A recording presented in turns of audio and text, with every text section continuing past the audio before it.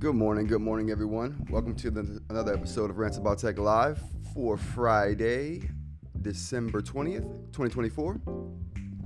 How's it going, everyone? Thanks for joining me. I have to turn down this exposure on this camera. Give me 1 second. We're going to hit the background music real quick because this is ridiculous. Be right back. That was...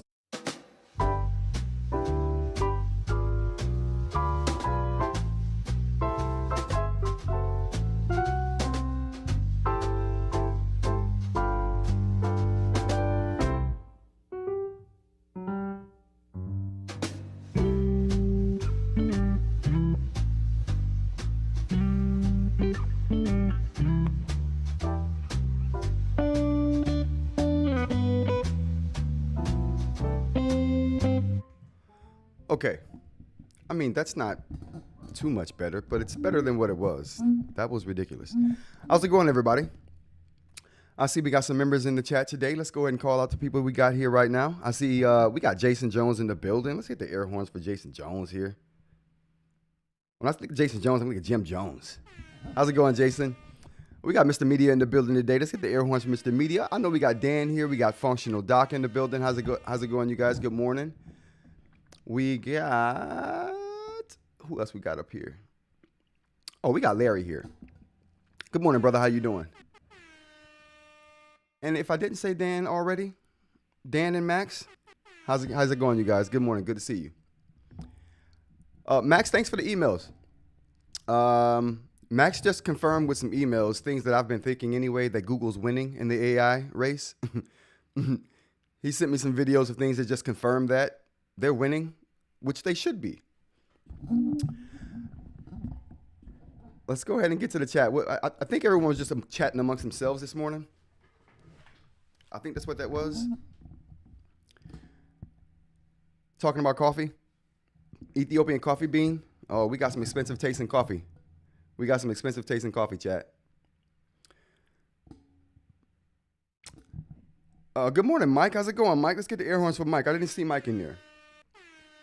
Let's get the air horns for everybody that's in here today. We got The Rock in here. The Rock is the honorary member. He's here every stream, so you know what I'm saying? You gotta we give out the honorary pass. All right, so let's go ahead and get started here. Today is Happy Mud Day. I know one person that would appreciate Happy Mud Day. Pigpen. Pigpen would love Happy Mud Day. Let's celebrate. You know what? Let's just take a time to celebrate Pigpen today. No one knows where it came from. Good morning, Teach for Real Life. How you doing? Yeah, go for the coffee crowd. We got the coffee on deck here. The only time we don't do coffee here is when Pixelese is in the chat. If Pixelese is in the chat, we pull out the tea and then we sit on our yoga mats, crisscross style. Like that's how we do it.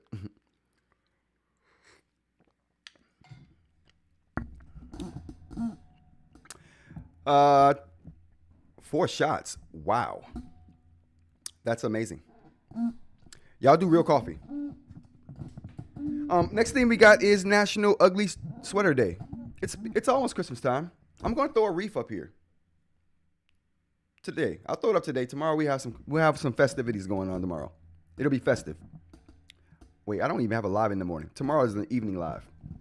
It'll be a festive evening live. It'll be the first 7 o'clock live tomorrow. Tomorrow evening will be the first 7 o'clock live. I'll make that post. And we got International Human Solidarity Day. I'm in solidarity with all my fellow humans. This could have gone a different way. I hope you all. This is the perfect opportunity to appreciate the fact that this could have gone a different way, everybody. The Neanderthals, in our first battle between the Sapiens and the Neanderthals, we could have lost that. Matter of fact, I'm sorry, we probably did lose that fight. But we were more agile, and some say smarter. Maybe not smarter, but we were definitely able to do things mentally that they weren't. This could have gone differently. So Human Solidarity Day. We're celebrating the fact that we beat out the Neanderthals. However it happened, whether they just went extinct, whether we just dominated them and killed them all off, I don't know how it happened. Anthropologists are still confused about that today. As opposed to AI solidarity. That and AI solidarity. Listen, that may be the next species we face, the AI species. But we won, so we're all here. So let's celebrate the fact that Human Solidarity Day. We survived. What else we got here? Let's get to the member shoutouts. I think we already did the member shoutouts. Shout out to all the members. I appreciate you guys. You guys are the best. There are some orders that have been placed this week. I haven't sent those out. They're going out today. So if you placed an order on the site, your order is going out today. So I appreciate everyone supporting the channel, going to the site, buying t-shirts and pins. I appreciate it. What else we got here? Oh, promotions. Speaking of which, let's let's do this. Great way to support the channel. T-shirts. Go to the site, rantsaboutTech.com. The link is in the description. We got pins for sale as well. We got ceramic nib Lamys. You can't find those anywhere but at rantsaboutTech.com. Let's see what else we got here. Memberships. Do I have that? I think I have the membership stuff up here. I don't. Of course I don't. Of course I do not. Let's get the membership stuff up here. There's a couple polls I wanted to talk about for the members before we get started with the show here. Let's see if we can find it.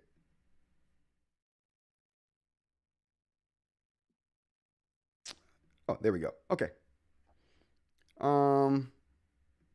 So there's a couple polls I put out for the members, and those are the things I want to kind of touch on right now. So the members are an awesome part of the channel.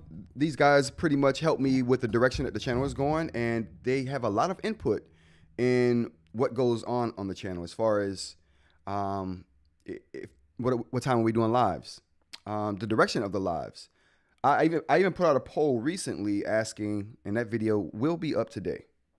I even put out a poll recently asking, what do we have here? This was the live stream poll right here. I was just kind of thinking about some directions I want to take the live poll, and I put this out to the members, asking, what kind of direction they would like to see the live poll or the live stream take. The live stream came out of nowhere for me. I did not expect. Oh snap! We got a new member, Doc. Whoa. No, Tech for Real Life. Okay, Tech for Real Life. We got a new member. Awesome. Thank you, Tech. I appreciate you. Thanks for supporting the channel.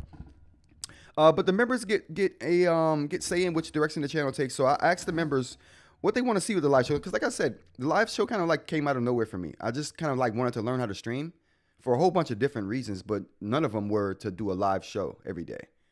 But me streaming because I was like, I'm going to stream every day until I learn how to stream. And then I streamed every day, and I still don't know exactly what I'm doing, but I'm better. So this kind of became a show, and it became something I like doing and want to do and continue to do. So I kind of put out there what would the members like to see, and that's one of the things that members have a chance to influence there. And right now it was overwhelmingly talk about tech, in the beginning, but now creeping up in the rear is keep evolving into a proper Eink show, intro segments and such. So we'll see how that pans out. We'll let that sit for about a month. We'll see how that pans out. And then I have a video poll up here for the members as well. Making a few Supernote Manta videos. Which one would you like to see first? If there's something you would like to see that's not in the poll, leave it in the comments. Let's see what topic gets the most mentions. Right now, overwhelmingly, how screen size matters beyond size is dominating. Straight dominating. So that looks like it's going to be the video I'm like I said, going to produce and put out today. So that'll get done today. I was hoping to do that yesterday, but I was like, let me let the poll live a little bit before we put those out. So that'll get put out first, and then we'll see how the other ones pan out. Those other ones will get done. Just in what order are we going to do this? So that's a perk for being a member. So thank you, members. I appreciate you. Let's go to the chat real quick before we get started as well. Again, Tech for Real Life, I appreciate you. We didn't even get the air horns going for Tech for Real Life. Let's stop playing. We appreciate you. All right, so what else we got here? Yeah, thank you. Thanks for welcoming Tech for Real Life, you guys. I appreciate that. Throw the welcomes in the chat for me. We got Jason says shout out to. Yep, there we go. Thanks. I appreciate your Tech for Real Life. CJ says talking about ceramic nibs on their Note Max Q&A page. Boox says that it's not recommended for the coming Note Max because it would scratch it. Wait, calm down. Onyx put out a ceramic nib notification on the site. We got to see this. I ain't playing no games. We got to see this. Chat, we got to check this out. We got to check that out. No games. Dan says, welcome to the No Nonsense group. Awesomeness. Is the Note Max real? Absolutely not. It's not real. It's vaporware until I see it working. I think everything's vaporware until I see it working.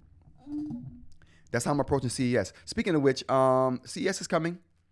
I will be at CES, so if there's anything you guys want to see, throw it in the chat or comments if you're seeing this after the fact, however you're doing it. But I will be at CES, and that's how I'm approaching the tech I see at CES. It's vaporware till I see it working and people using it. Like I don't want to see a demo. If I see a demo of something, I'm walking away. Like, yo, can I see a demonstration? Yeah, we have demos playing live on their live demos. I mean, can I see someone using it live right now? Can you? No, the video, it shows everything. I don't care. I'm going somewhere else. I have a limited time. I can't go to every booth. So if you can't show me using it, I don't care. They say the same of the Note Air 3C. I still use ceramic nib. Yeah, you know what? All right, so let's get into this real quick. So the thing about ceramic nibs is this. Back in the day when e-ink devices for consumer use were, all right, so they didn't have this problem when the Eink Corporation was making their panels for industry, for signage, right? There was no need to put protective coatings on these things. They were going to sit somewhere, no one was going to bother them. They'd probably be in a case, you know what I'm saying? No one's writing on those things back then. So when they start making these consumer devices and people started writing on them, there were lessons that had to be learned. And one of those lessons was put a film over it. So whatever someone's writing with doesn't bother and like detract from the screen experience. So now all of these devices come with a protective layer over them. There's only one device on the market that I know of that does not have a protective layer. And despite anything that Onyx says, all of their devices have a thin protective plastic layer over them. It's for the writing experience, right? But it serves dual purpose. You're not going to scratch the screen. And these plastic films have never been scratched in my experience. And I've been writing with ceramic nibs for months on all of these devices. Like I said, there's only one device that I know of that doesn't do that. And that's the Remarkable Paper Pro. They got the nano etched glass. They actually etched the glass to get that paper-like feel, so they don't need to add a film to it. The glass is the film. Similar to what Apple does with the new iPads and their anti-glare process. That's a nano etched process as well. Only Apple's process only adds anti-glare protection. It doesn't add any feel to the screen at all. It's still slippery glass feeling. All right. Mike says, what about a video on syncing across Supernote devices now that the larger one is out? Is there a best practice? There are best practices, and that is a good video. Listen, Mike, we're going to do that. That's going to happen. Throw it in the if you haven't voted yet, Mike, definitely throw it in that poll so other people can see it, and maybe we can get that upvoted somehow. You know what? Speaking of upvoted, I'm gonna start my own Rants About Tech subreddit. So that'll be a thing. So we can congregate on Reddit and do Reddit stuff. I'm still learning how, but we'll get there. What else we got on the agenda today? Oh, let's hit up the news. We're going to do some quick news stuff before we get to the AI. And anytime you guys want to throw a e-ink comment or question into the chat, feel free. I pause regularly to take questions from the chat and just to answer the questions from the chat. So feel free to post anything you want to in the chat and we'll get to it. All right, so what we got here? The first thing we got is... I want to get this window out of the way. There we go. It's gone. All right. So the first thing we got here is the Insta360 Connect. I don't know why this is interesting to me. Well, firstly, I'm interested because it's cameras, and I mean that's how we're doing this right now. Cameras. So I'm interested in cameras and new camera technology. This camera though is just it's a consumer camera, and it comes from a company who makes 360 cameras. But they're doing something unique. Let's take a look at it. They're doing something I feel like is unique. I'm not sure. We're about to see. Oh boy, where is it at? Oh, I'm showing all the stories before they're ready. All right, here we go. let's watch this intro real quick. Let's take a look at this thing. Dual camera AI video bar. So it's a consumer facing product, which is why it's interesting to me.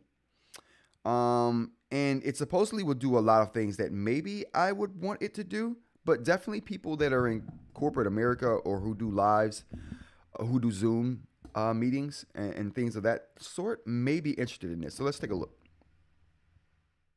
Did I start? Is this the video going? Oh, this ain't the video. All right, let's watch this video.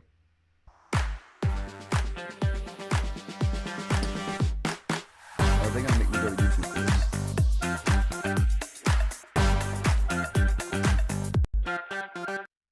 All right, hold on. My bad.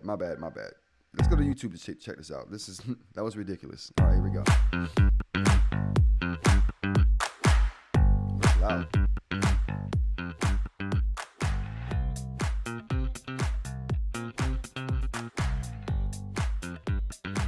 So this definitely looks like an enterprise product, not really a well. Okay, I was thinking it was probably going to be something else.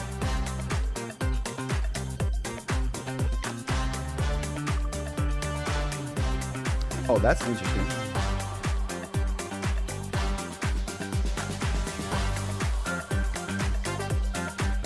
Ooh, all right, now that's cool.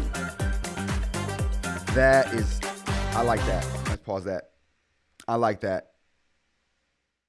Did we see what's happening right there? Did we see that? I like that a lot.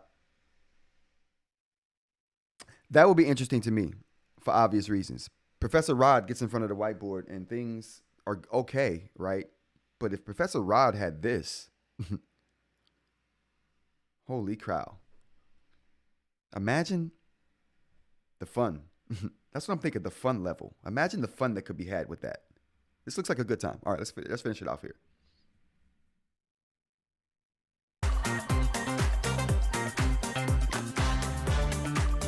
Privacy mode, that's cool. Blocking the camera. I didn't see anything talking about the resolution of the cameras. Did I miss that? USB, dual 4K. Okay, there we go.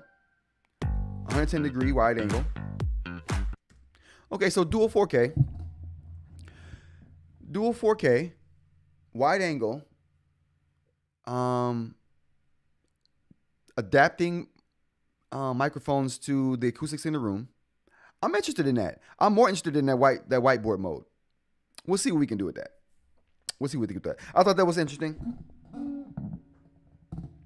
I thought that was kind of interesting. Let's go on to the next thing I found interesting today, this morning, waking up, figuring out what the news was. This is pretty cool. Anybody use Flipboard back in the day? Before social media totally ruined it?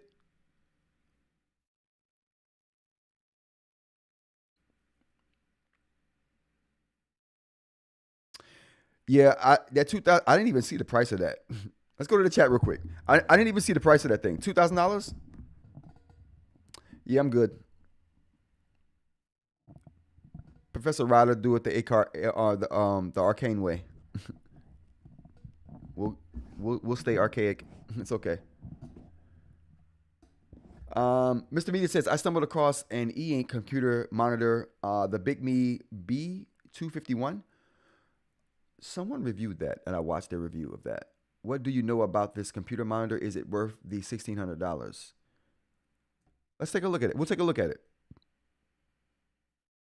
$2,000. Yeah, I didn't know it was $2,000. I didn't know. Listen, I didn't know it was $2,000. If I had known it was $2,000, I wouldn't have wasted my time looking at that video. That wasn't even worth the 2 minutes it took to look at the video for $2,000. $200? Yes. That's what I was thinking it was going to be.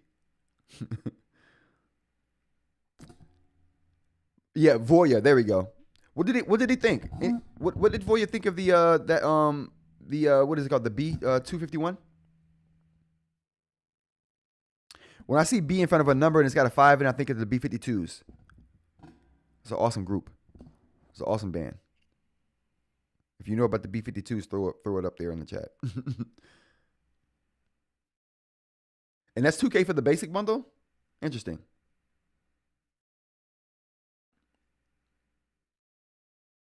Yeah, some other camera will copy those features. Absolutely. You know, a lot of those features are going to get copied, and then it'll be cheaper. It'll probably get to the $200 that I thought it was with another company.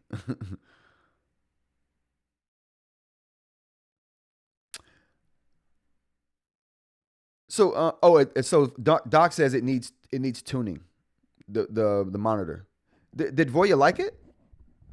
What's gonna my all right? So I'll give you my overall thoughts. I've researched Eink monitors. Okay, so let me give you my overall thoughts.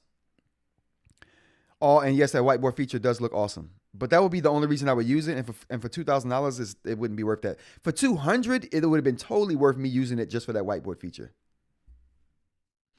Yes, my brother know who the B-52s are. Love Shack is one of the most awesome songs ever made. When I saw B251, I thought, oh, B-52s? Love Shack, awesome song.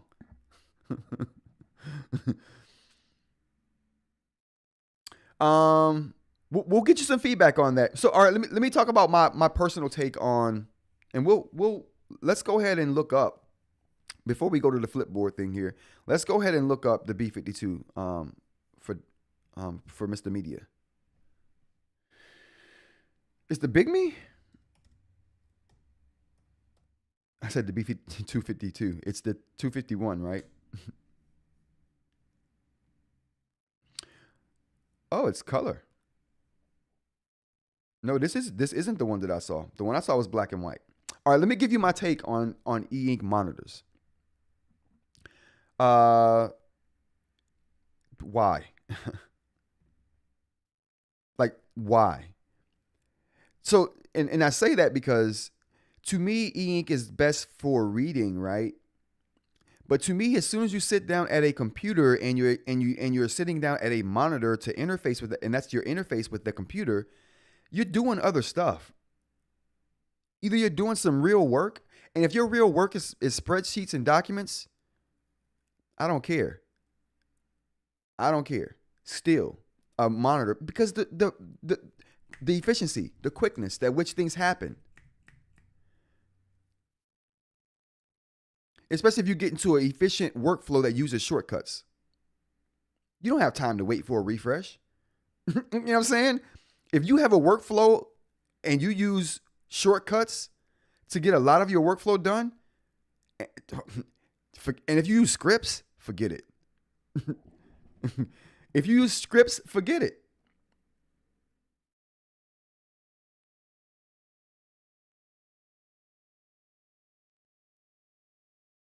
The coding I can see. That is a good use case. The coding, I could definitely see that.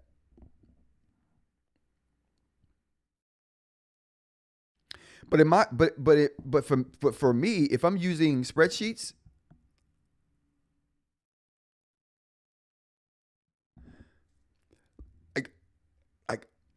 I use shortcuts. Like when I was in retail, I would use shortcuts all the time. And my shortcut use is such that like I get things done without touching the mouse. You know what I'm saying? I'm in spreadsheets like the Matrix. I don't need the mouse when I'm in spreadsheets doing work. And I'm just saying this from from my use case. Like for coding, I could definitely see.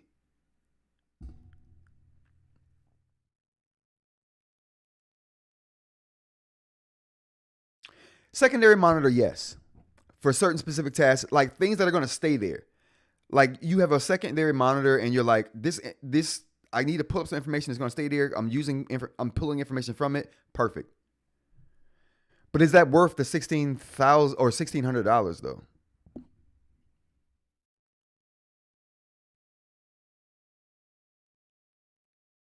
Yeah, that's what I'm saying. It's the cost, and if it was the cost of normal monitors, then I don't know. I would care more, I guess. But at the price premium you pay for it, it just doesn't, for me, balance out.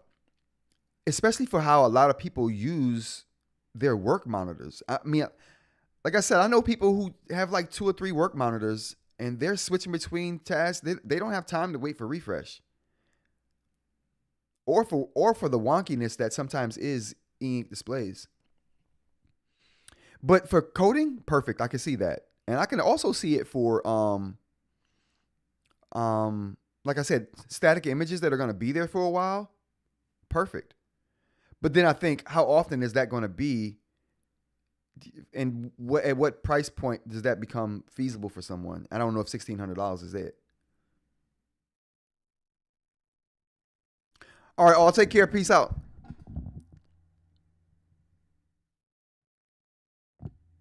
All right, so let's go ahead and get to so are you guys all familiar with Flipboard? Here we go. So I was interested in Flipboard back in the day. When the iPads first came out, Flipboard was a big thing. It was a beautifully designed app. If you guys remember Flipboard, it was basically a way to it was a, what do they call that when you when someone brings a bunch of information from all kinds of different places into one centralized place? Aggregating. It was a, I guess, media aggregator of sorts. But it was very good at what it did. It was very good at what it did. And it did it in a way that was super beautiful. I don't know if you guys remember that app, but they now have an app called Surf, where it's going to kind of do the same thing, but with social media and the open source social media like Blue Sky or Mastodon, Threads as well. I think Threads is open source as well. Thread is a part of the ActivityPub, or it uses ActivityPub standard. Actually, that standard may not be called ActivityPub. Maybe it's called something else. It is ActivityPub. Yeah, I haven't used Flipboard in years either, Tech for Real Life, but and that's because the companies that were allowing the use of Flipboard type of APIs, or as far as pulling information from their sites and pulling information from their I guess social media, just basically from the web. So they're pulling sources from the web, and a lot of companies were upset at that, and they started blocking the use of Flipboard, and it prevented them from reaching out and gathering that information and presenting it to you in the way that it did, which was beautiful. But that meant that people weren't going to those sites anymore. So that's why I think Flipboard kind of fell out of favor. People you just weren't able to pull information from the places that you were used to pulling it from and viewing it how the Flipboard app presented it. So that became a problem. And so that's why it's not used widely anymore. But Surf is another thing. Surf is, like I said, it seems like it's basically just, let's take a look and see what it looks like here. Basically what this does, it's not doing what Flipboard did as far as pulling from the web, from specific sites and things like that. It's targeting basically like social media. And more specifically, it seems like the open source social media, like I said, Blue Sky, Mastodon, Threads, things like that. I think there are other platforms that also, let me see if I can find other platforms here that are getting in with it.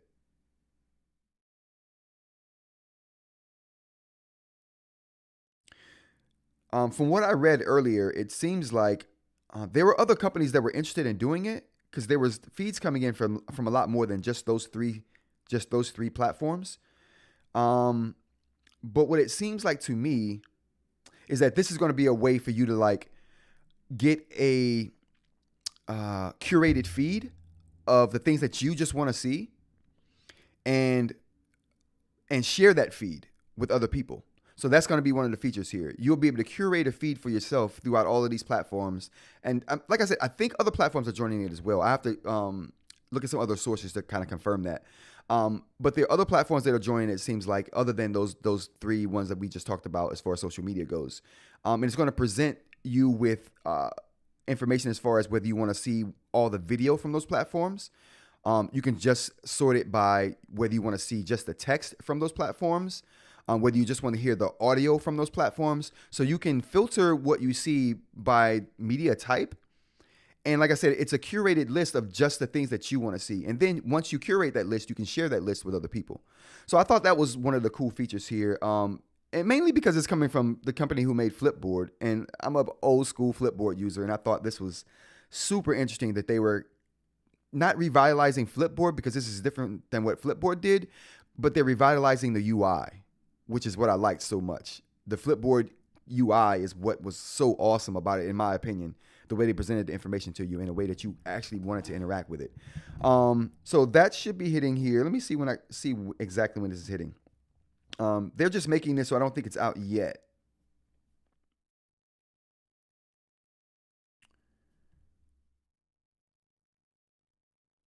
Oh, wow. Nope, it's not out yet. So it's by invite only in closed beta right now. And they don't mention when it's going to be available publicly, but I thought that was a big thing happening for the Flipboard crew, and I hope that they do get that situated and that they bring it out relatively quick, because that's something I'm definitely looking forward to. Let's go to the chat real quick. Yeah, Kurt said curated. That's the word I was looking for. Thank you.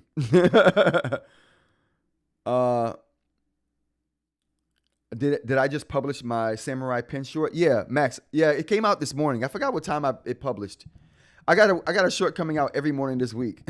I was able to make a few shorts from the video that I made earlier about the Supernote. Tech for Life Real Life said, haven't used Flip in years. Yeah, and that was the reason why most people kind of fell out of favor, is because they just weren't able to pull from the sources that they were able to pull from in the beginning, in the early days of Flipboard. Companies was like, okay, we're losing traffic to our site. If you're presenting our information on your platform, they don't have a reason to come to the site. We lose traffic. Our advertising dollars go down. We can't allow that. Block. You're done. Max says, been using Flipboard before bad times the last 5 years. Yeah, and that's why a lot of the sources they were pulling information from just started blocking them. The Rock, I'm using Feedly as a news feed aggregator. Works well on black and white e-paper. It's like reading on newspaper. Oh, that's nice. Feedly. Okay. Awesome. I'm gonna check Feedly out. Appreciate that. Tech for Real Life. So you could curate Tech Eink news for us, and we could review it on stream. Actually, yep. That's the whole thing, dude. If I could do that, and then like have a newsletter for people who want to subscribe for it, just send that feed out, that would be awesome. Come on stream and we just talk about it, and everyone on stream would already know. Or if you wanted to see it, you could just download that feed. That's gonna be awesome. I hope they do come out with that app. That would be pretty awesome. Dr. Ling says, is Manta greater than the Go 10.3? Let's talk about that. Actually, you know what?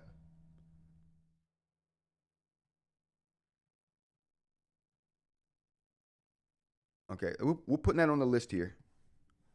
We'll drop an opinion that we'll come back. After we finish this Flipboard conversation. Greg, a.k.a. Gregory, how's it going? Said, I love Flipboard when it first came out. I was reinstalled. It was reinstalled on one of my Samsungs. Yeah, it's one of those things. Like I said, they just started getting blocked, and they just couldn't. You know, the people who were using that for that specific reason, and if you can't do that anymore, you know what I mean? Tech for Real Life stuff. I'm here for that. Yeah, I guarantee if Surf actually comes out, which I think it is. I think they're just testing it, right? But when it does, I'm going to make a custom Rants About Tech feed, and I will publish it on a weekly basis. That'll be fun, and it'll be fun to come on the chat on the stream to talk about with the chat.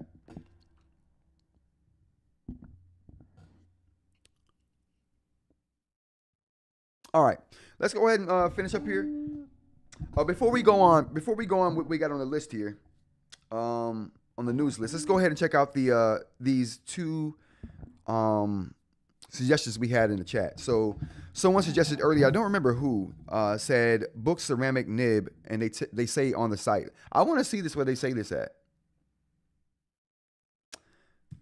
Let's check the Boox site real quick.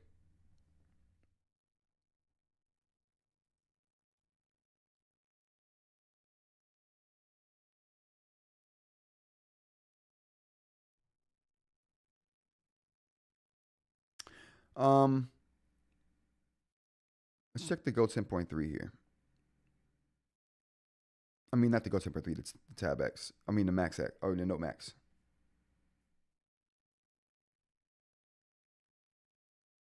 It's probably down at the bottom in the fine print. They say a lot of interesting stuff down here in the fine print. I don't know if you guys have ever read this, but let's take a look at it.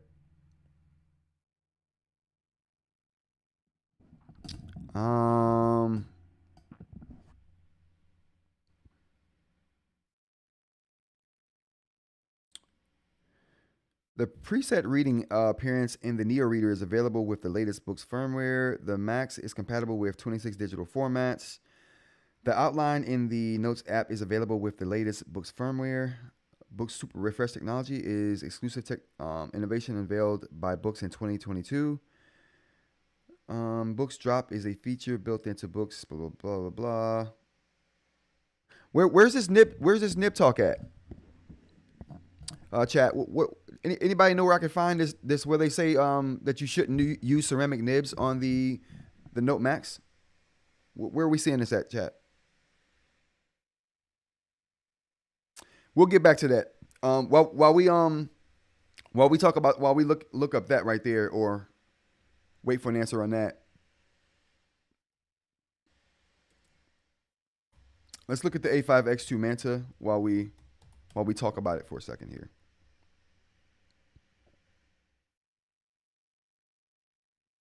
So, the Go 10.3, is the Manta greater than the Go 10.3, says Dr. Ling. So, for me, the Go 10.3 is my device of 2024. Maybe I should do a video talking about the device of the year for me before the year ends. Maybe I can get that done and get that out.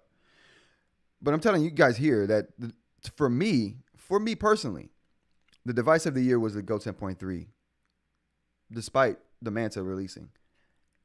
For a couple reasons. To me, it's the best overall device that came out this year. Just overall. The Manta would have to do something like I just don't have enough like experience with it yet. It's great. I love it. I love writing on it. I'd rather write on it than any other device that I have.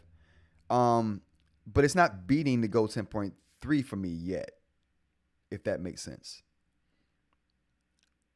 It's a note taker, right? But the Go 10.3 is a note taker, and it's one of the best PDF readers on a Eink device, and you can reach out to the web and read web content with it, and the list just goes on and on and on. I guess it depends on what you're talking about. If you're talking about E-Ink devices overall, no. If we're talking about note taker, yes, 100%, no question. But like I said, it gets a little bit harder. Like I say yes right now because I haven't used the A5X2 a lot yet.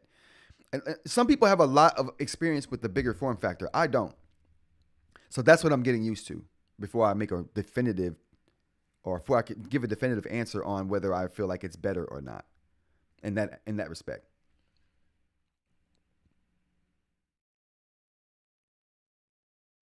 Let's go to the chat real quick. We have The Rock says that's for Feedly.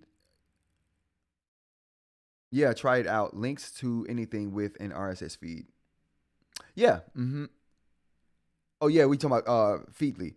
Same with this new Surf thing. It's any RSS feed it can pull up as well. CJ says Boox site Note Max page. Thank you, CJ. Appreciate you. All right, let's do that.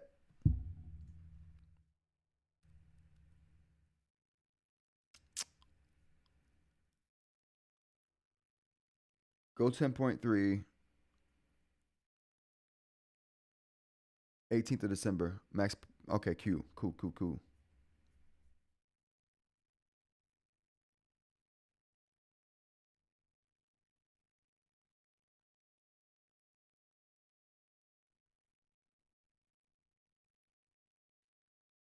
So we're looking for this 18th of December.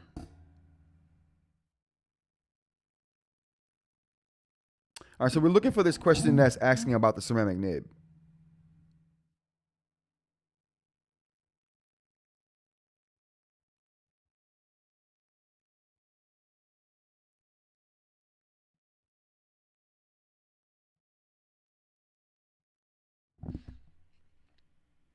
Oh, I don't see it.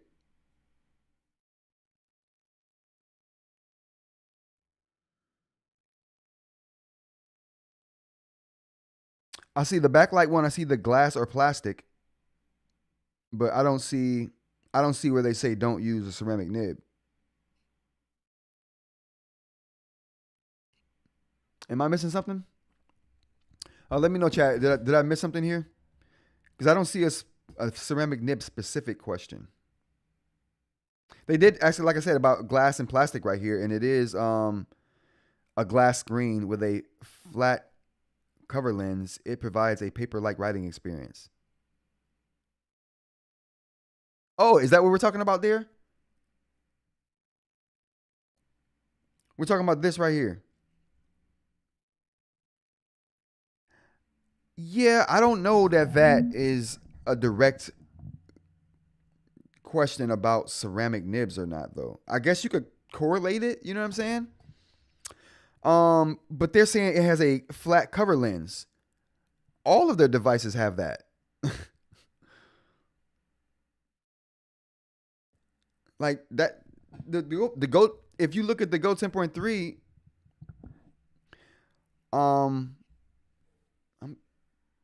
yeah, I think they all have the the flat cover lens on it. The Max screen would be glass, like just like the Go 10.3 is glass, just like the Note or Note Air 4C, it's glass. The screen is glass. Unlike the Manta, which has a plastic screen because it's Mobius. It does say ceramic nibs. I missed it.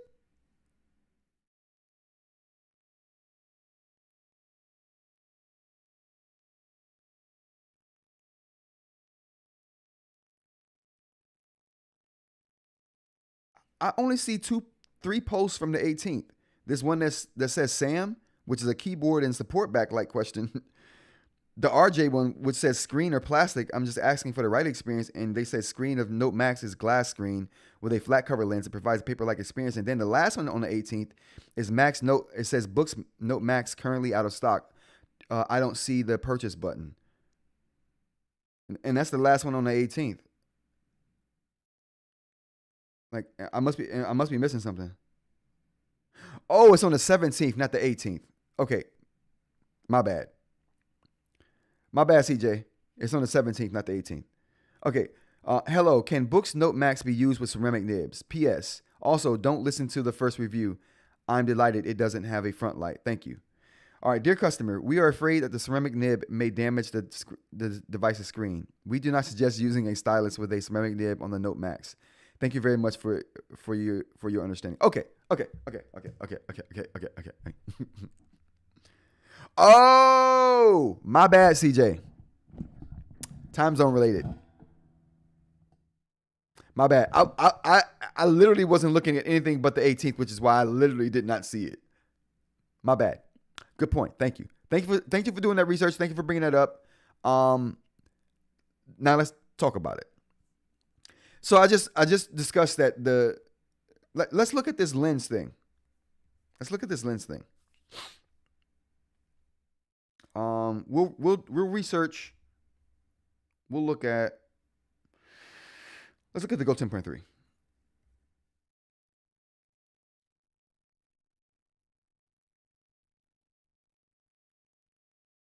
Let's see what it says about the screen here.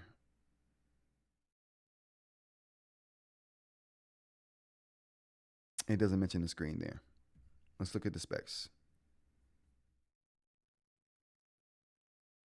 There we go. Right here. Screen 10.3 HD Carter 1200 glass screen with flat cover lens. My bad, chat. My bad. I had a different screen up.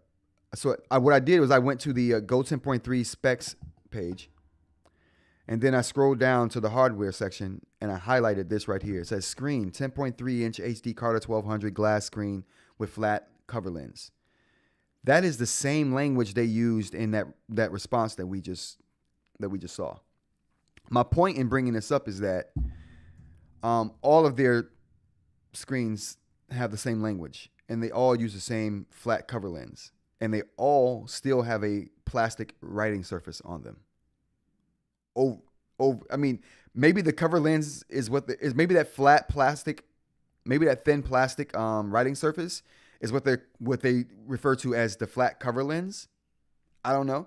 I'm just telling you what I know from actual usage is that there is a plastic film over all of these devices for that creates the writing surface, and that film, like I said, is plastic. So you can use ceramic nibs on that. And it doesn't damage that plastic at all. And it certainly doesn't damage the screen underneath that plastic. So ceramic nibs, like I said, the only device I know of that doesn't have a plastic film over it for the writing surface is the Remarkable Paper Pro because of the nano etched glass. Did that help? Celio, how's it going? Thanks for joining us. Good morning. It's still morning, right? Yeah, we're still morning over here. I hope that helped. I think that was Dr. Ling. No, that was 2530, I think, that asked that question. Let's go to the chat real quick, because that took a while, and we got a lot of chat to get to. So let's go ahead and do that real quick, you guys. All right, so we got, The Rock says, yeah, try out links to anything with RSS feed. We got to that. Boox site, there we go. CJ was helping me get to the nib. Thank you so much, CJ, for that. There was no way I would have had the time to do that on the stream. Dude, that was invaluable. You were so clutch right there. That was so clutch, CJ. Thank you so much. Hey, CJ getting air horns right now. That was super clutch, bro. Thank you so much for that. We wouldn't have gotten through that without you. I'm sure of it. I'm sure of it. All right, so what we have here is Mr. Media says, I would love to see exactly what the Manta can do that the Go 10.3 can't. Oh boy, there's lots that the Manta can do that the Go 10.3 can't. Like I said before, you guys, in my opinion, the Manta, and that's just a Supernote platform in general, right? It does things that nothing else can do. That's the beauty. That's the invaluableness of it. Like I've thought about this, and I talked about it on stream. I talked about it on stream with a few other YouTubers when the E-Team got together. We talked about it. We couldn't think of a device that could replace the Nomad or the Supernote that we have, whether it's the Manta or the Nomad. Maybe, you know what? That's a video.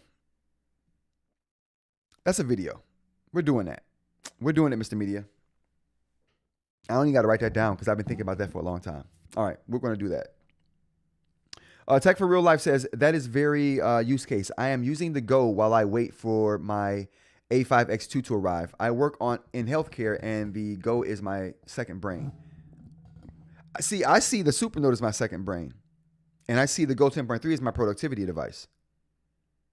That's my use case.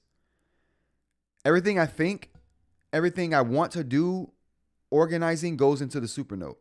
When I want to refine those thoughts and do more with them, like get him onto the clouds, somehow, the Boox products are just better at that.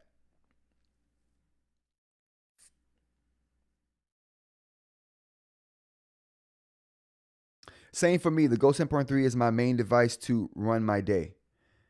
Yeah, I mean, the thing, I have to do a use case video. That's the only way I'm going to be able to describe to you guys how useful the Supernote device is. And I'm not saying you can't do these things with the Go 10.3, but you're definitely making sacrifices. I mean, you don't know it yet, but I'll show you. I'll show you. Dr. Ling, Boox writing feel is not my favor. Out of the Note Air 3C, the Go 10.3, the Remarkable Paper Pro, and Kindle Scribe, the first Kindle Scribe, Boox is the worst for me.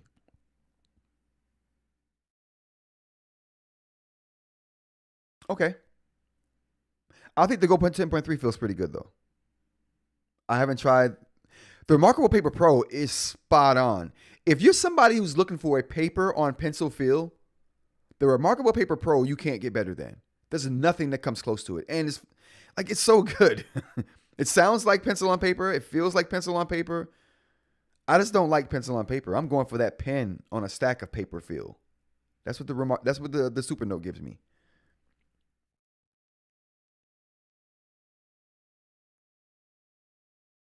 Tech for Real Life says the Go is much more flexible device, and it has more tablet features than the Manta. Yeah, that's what I mean. If you're just looking for a note taker, and for me, the Remarkable is the best second brain device. I kid you not. It is the best second brain device because that's how I use it, and I've never realized how to really put that into words before, but now I do. For word processing and stuff, no, it's not good for that. Reading online is not good for that. Reading in general, in my opinion, is not good for that.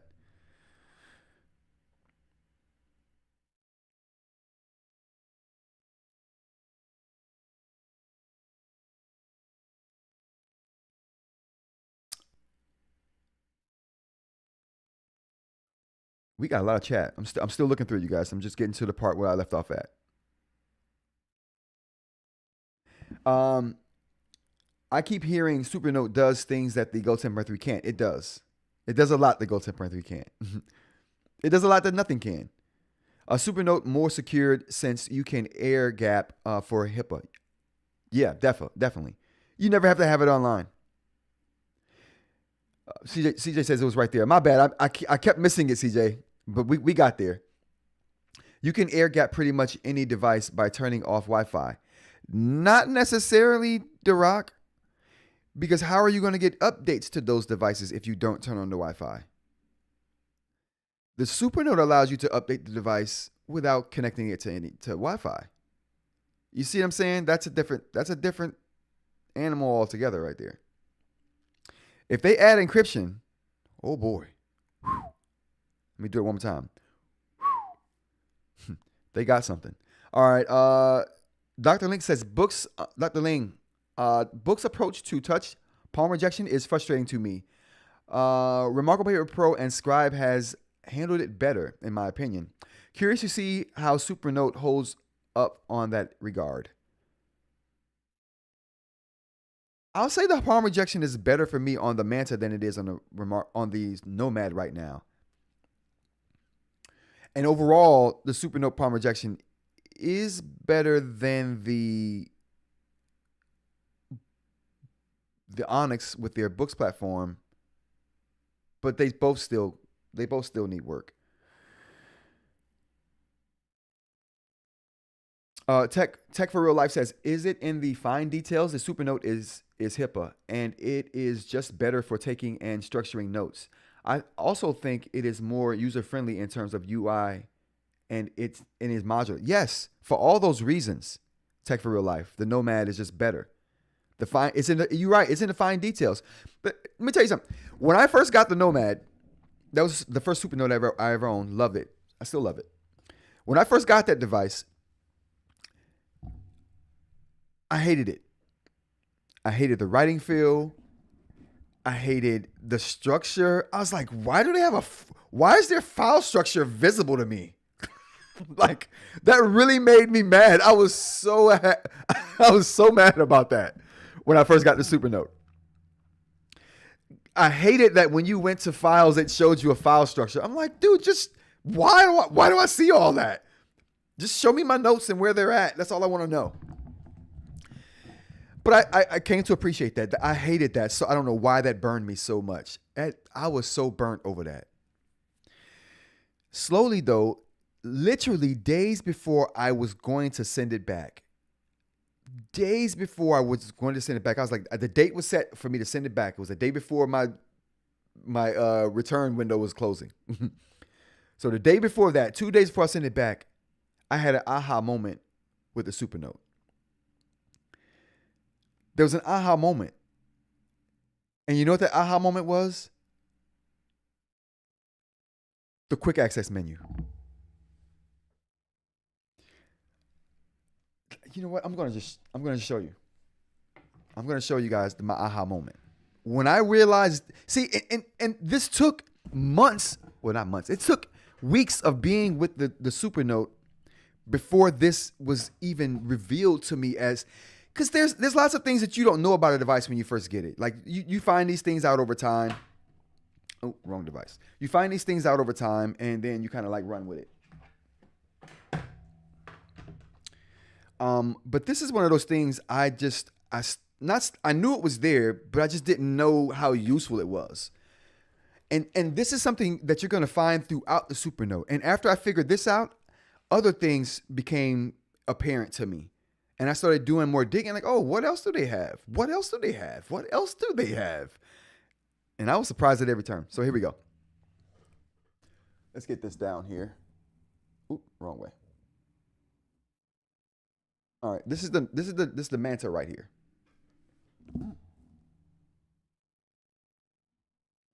Oh, don't look at my why bigger is better matters. Oh, you weren't supposed to see that. Let me turn the page.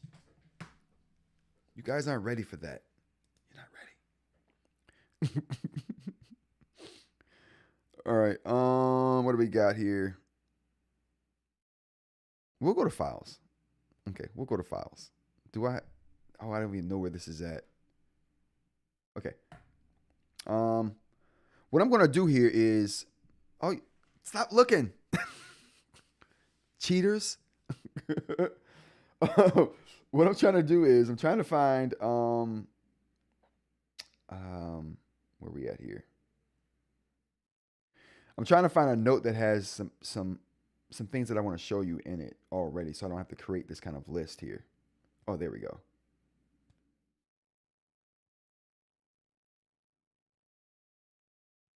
There we go. I found it. Okay. Here we go. All right. Wow, it went back to it? Jeez. Let's go back. Oh, bam. There we go. Whew. You guys almost saw like my world domination plans. All right, so we're going to get through this chat. I promise you. All right, so, I mean, I have 116 pages here. I don't know if you guys can see that, but so anyway, we'll go back. So this is what I found right here. I knew this was here, right? But when I first got the Supernote, the only thing I used this menu for was to get to these apps down here, right? That's really, oh boy, that's really all I used it for, is to get to those apps right there. Maybe to create a new note, maybe, but recent files was a big thing. So recent files and to get to these things right here was my main purpose for this menu. This was empty. I didn't even know what it was for, because it's ambiguous. If these files aren't there, it just says quick access, and that's not inherently apparent what that's for or what it's about, right? You kind of have to know some things about the Supernote platform for that to make sense to you. I stumbled upon that because I was looking through this menu one day. And this menu on the, you know what, I'm gonna have to pull up this menu on the Nomad, because this is one of my reasons why having a bigger device is better beyond just having a bigger screen. Because there are certain things you just don't see. So let me just get out of this here. Whoa. Okay, there we go. So there are certain things you just don't see. Like On this side menu right here, I don't have the ability to add to this list right here. Right? That's not right here. So that's another reason why I didn't know what this was. You know what I mean? Because it wasn't in the toolbar. The thing that kind of like these two things are kind of correlated. They're tied together, right? That's not it's not inherently apparent. And it's not inherently apparent because it's not in that functionality is not in the toolbar here on the Nomad. And this is why one of the reasons why I'm going to have that the Manta is better is because there's that icon that if that was there when I first got the Supernote platform, I would have known right off the top to use that. Just at least push it one time and see what it does. You know what I mean? But that's not there on the Nomad. You see what I'm saying? It's not there. And that's because the screen is so much smaller, they couldn't fit all of those tools here. That tool is on the Nomad. It's just not in the toolbar right here. You have to go into this menu right here and find that tool, and there it is right there. But because it's not in this toolbar, it's something that I would have just overlooked and almost did until the last minute. So on the Nomad one day, I'm looking through these menus and I was going to go export something because I was getting rid of it. I was getting rid of the device.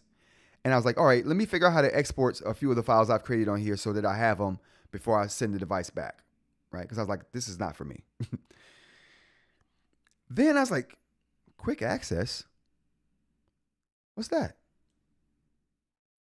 And all because I was getting rid of it. I was going to export my files. I was getting rid of it. And that's the only reason I was even down that low in this menu. And so I'm like, okay, I did remember having this quick access here. I'm like, where does that sound familiar from? I keep seeing that, but nothing was here because I didn't populate this list yet. So nothing was there. It just said quick access. So when I got there to export my files before sending the Supernote back, I go to export my files. I see this quick access thing. And then I look down here and it says current page, add, current note, remove. And I'm like, current page, add. And then I was like, I wonder if I do that, will it add it over here? And that's exactly what happened. That's exactly what happened. So then I realized that going into that menu, whatever note I was in, I could add that current page, if I was in a note on that page, to that side menu, or I could add the whole note to that side menu. And I was like, man, wait, whoa, wait. So you're telling me I could put some files over here, and anytime I slide down on here, no matter where I am in this operating system, I can jump right to that note or jump right to that page? Is that what you're telling me? Ratta. Wait. Ratta. Is that what you're telling me? Is that what you're telling me? Huh. You got a new customer. You have a new customer for life. I didn't know it then. The for life part came after. They had a new customer because I kept the device. But the for life part came when I realized all the other functionality that it does that no other device does. There's no other device you're going to use that you're going to put some notes or pages of notes somewhere and quickly get back to them. You can't do that on the Boox device. Check it. If I want to go to my daily note, I click on it. If I want to go back to the note or the last document that I was in, and I know what that was, I hit this thing, I go instantly back to that last document. If I want to say, oh, I got what I needed from that, let's go back to the last note I was in. I swipe, go back to the last open note. Bam, I want to add something to my notes list real quick. I had an idea. I want to write it down real quick. Slide down, go to my tech ideas, bam. Put that in there. I put it in there. It's there. Now I want to go back to what I was doing.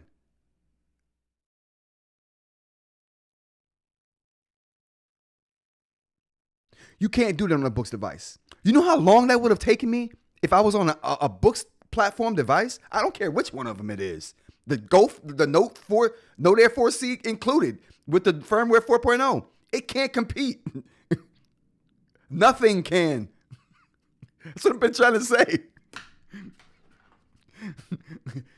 It's over for everybody in the note-taking arena. Until someone does this, the Supernote's winning. They're just winning. Period.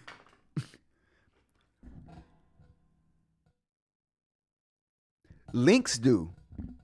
Yes, links, but you have to create that. I didn't create none of this. This came stock, just like this. You can create this with links, but you know what though? That's not even fail safe. If you back out of that note, when you create links and you go in that list that you used to create that list that's formed, because I know the Boox platform creates a list. Let's actually go there. I think I might have created one. The Boox platform, you can create a list and you can create links and link things together. So you can do that. And if you skip between those links, it starts to create a list that you can click on a menu option and then get the list of links that you've been skipping between, and then you can jump between them that way. But when you back out of that note and you go back in, that list is gone. I think I might have that here.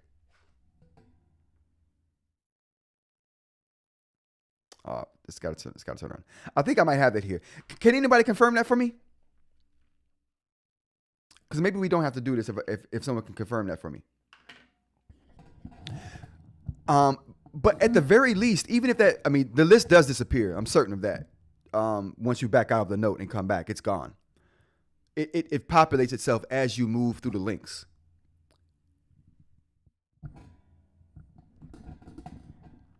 So my thing is that no other platform can do that. And even if this platform could, let's just try that. Go 10.3. Oh, up. Ceramic nib. And I've been doing it for months. Let's go, boys. Let's go. Let's go, boys and girls. All right, let's see here. Get this out of the way. We're sliding around a little bit. All right. What do we got? We'll just create a new note.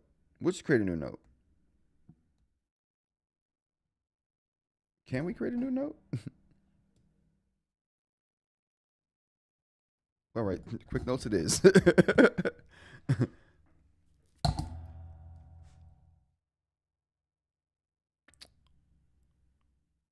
Oh, wow, I have a lot of notes in here. I didn't even know that. Wow. Whoa. Okay, so I got a lot of notes here. Let's go back.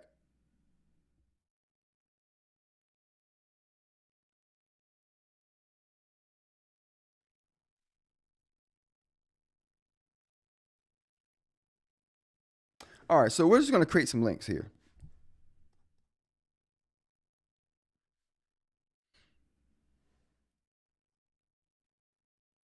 Whoa.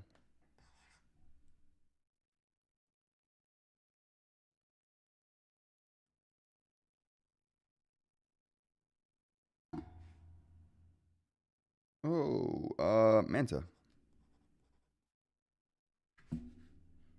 All right, so I'm going to link these pages. I'm going to show you guys what I mean about the link list. All right, so let's go to the chat before because maybe someone has confirmed that already. I almost navigate from the memo calendar app. You have a quick access tab.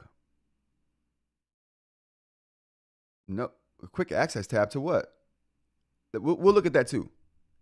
Mashup mic, Manta. Yes, 2530. I have a doc that has all the notes and PDFs linked. I open everything once in the morning and in the calendar, and then the calendar, all my needed items in a shortcut list. Plus, I can take easy notes. Yes, tech for real life. I do almost the same thing. Explain that to me because I want to know that. That's something I haven't seen. Nah, if they do the same thing, I don't know it. And this would be great. This would be a great revelation right now, especially to have on stream. So let's take a look at it.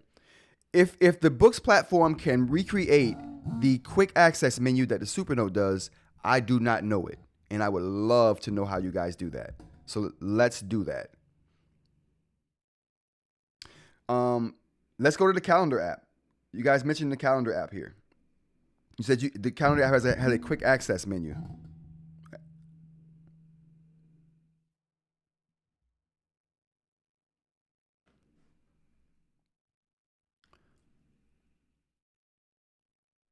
Mr. Media, and to me, all right, so I got the calendar app open. Yep. Guide me, oh wise one. To me, they don't do the same thing though, Mr. Media. And like I said, if they do, I would love to know that. And this would be a great, this would be a revelation for me. This might change how I see the e-ink landscape if Boox devices can do that. I tried everything.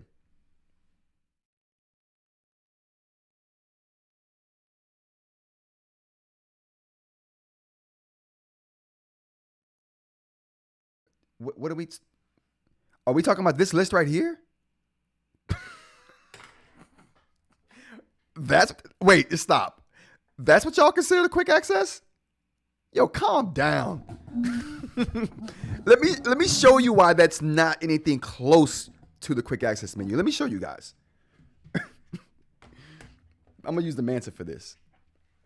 Let me show you why that's not even remotely close. So this list right here that they're talking about right here, this list is just the notes that you open that day. And so you can jump between them if you open them that day. Right? You can't reorganize these. You can't, like, I guess if you're saying, all right, I know what list I'm going to work with for that day, so I'm going to open all of them, all of the notes I'm going to work with for that day, so they're all here for me to just kind of jump in between. I get that. Wait, you said recent. Is there something I'm not seeing? Upper right corner, recent docs. Wait, is this the recent docs you guys are talking about? It says today's notes. Is this what you guys are considering the recent docs? Because I'm about to go in, and I don't want to go in if that's not what we're talking about.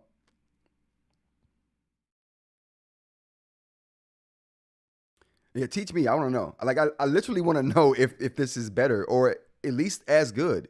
Because to me, it's nowhere close. And I could be delusional about this, which is what I want to know. Am I delusional? Chat. All right. So until we get that answer, let me continue going on what I was saying. I guess if you're saying I'm going to wake up in the morning and I'm going to add a whole bunch of notes. I'm going to open all of my notes. Mr. Mike, don't start with your Pen Star stuff today.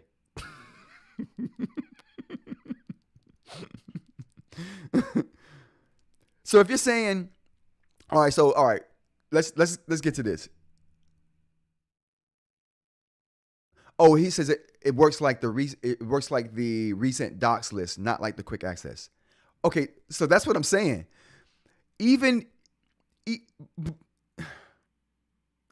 But let's just talk about this list, right? We'll talk about this list and we'll talk about the recent docs, and I'll also go into the Notes app to show you the best thing Boox has that comes close to the quick access menu but doesn't, and I'll also show you what Boox could do easily to compete. They just don't. But let me show you. So this list right here, you can't organize this list in any kind of way, you can add to this list by opening notes. So if any note I open today will be added to this list.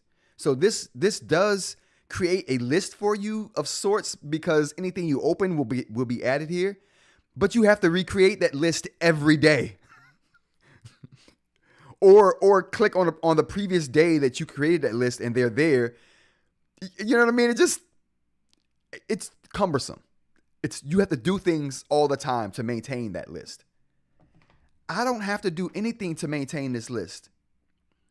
Once the note is here, it's there. And not only is it there all the time, no matter what I'm doing for that day, it ain't day specific. I can reorganize them. So if I long press on here, I can reorganize this list in any way I want. So now when I go to this list, it's muscle memory. I know exactly what note is on this list. I swipe down, or let's do it, try it. I swipe down. As soon as it opens, bam, I hit that. I know exactly where that list is at in this list, or my note is at in this list. I go to it. It's muscle memory. I don't have to think about it. Okay, did I open this list first, or did I open that note first? How was it looking in this list today? It's always the same. It's consistent as crap. That makes it muscle memory. That helps with efficiency. That helps with the flow. Now I don't have to think about the note I'm going to. I can keep my mind on the idea that I'm trying to document. The where and the how is almost automatic now. Books can't match that. Nothing they have can match that. But we're going to talk about some things that come close. Okay, let's talk about some things they have that come close. And matter of fact, this feature right here, they don't even have anything close to this. If I go to this menu right here while I'm in a note, I go to my file system, right? And I can navigate this file system however I choose. Right? I can navigate this file system however I choose now. But at any point I'm done with this, or I got the information I wanted, or I saw what I wanted to do, like, oh, I want to favorite that note. I find that note, I favorite it, then I go back to my note that I was in. Just quickly go from the file system back to the note that I was in. Boox doesn't even have anything that can even match that. The platform. Now let me explain to you guys why, or what the Boox platform does that they try to compete with that, but it's the only thing they have that comes close to that. Now, this, I never even considered a way to do that. I suppose it is a way to do that, but it's just not consistent. That list will change on the day, and you have to repopulate it every day. So that won't work for me. But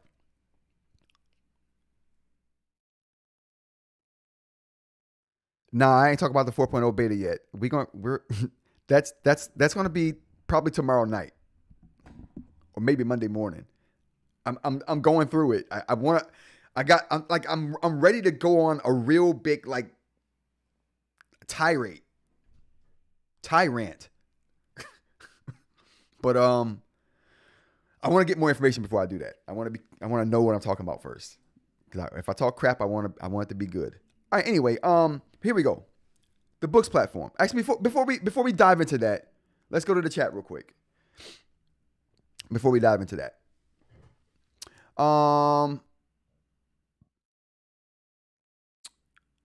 to me, it seems like both devices are great at what they and do the same thing. They don't do the same things. They don't. They're both great. Like I said, the Go 10.3 is my device of 2024. Don't get me wrong, but it can't match the Supernote platform in its notes organization or user interface. It can't. So, tech for real life, upper right corner. All right, so we're just basically getting me to the point I needed to get to realize that this isn't it. I think that's where we're at. I got this list built. That list is big, bro. All right, so let's do it. So this is what the Boox platform does. Let me show you guys. This is the only thing they have that can compete with what Supernote does with their platform, with what Ratta does with the Supernote platform. So we're gonna jump into a note. Let me get my note together first. You guys have been privy to all my notes. Let's see what we got here.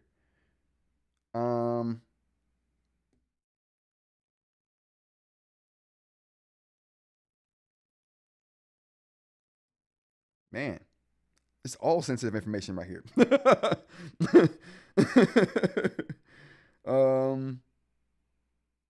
Okay, we'll do this.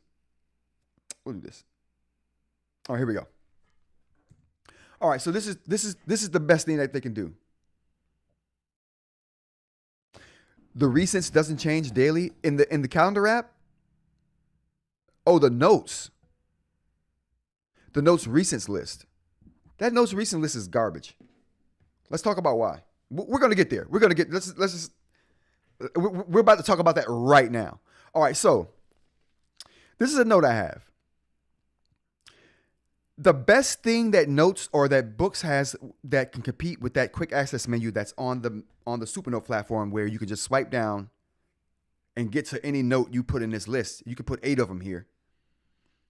The only thing they have that can compete with and the recents is your recents files is here. It's just everything's here. Your files are here. They don't have favorites here, but you can easily get to the favorites by just going here and just clicking on your favorites right there. And then it shows your favorites. But let's get back to that. So the only thing they have that can compete with that is this. Let's get to it. You see this right here? If you click,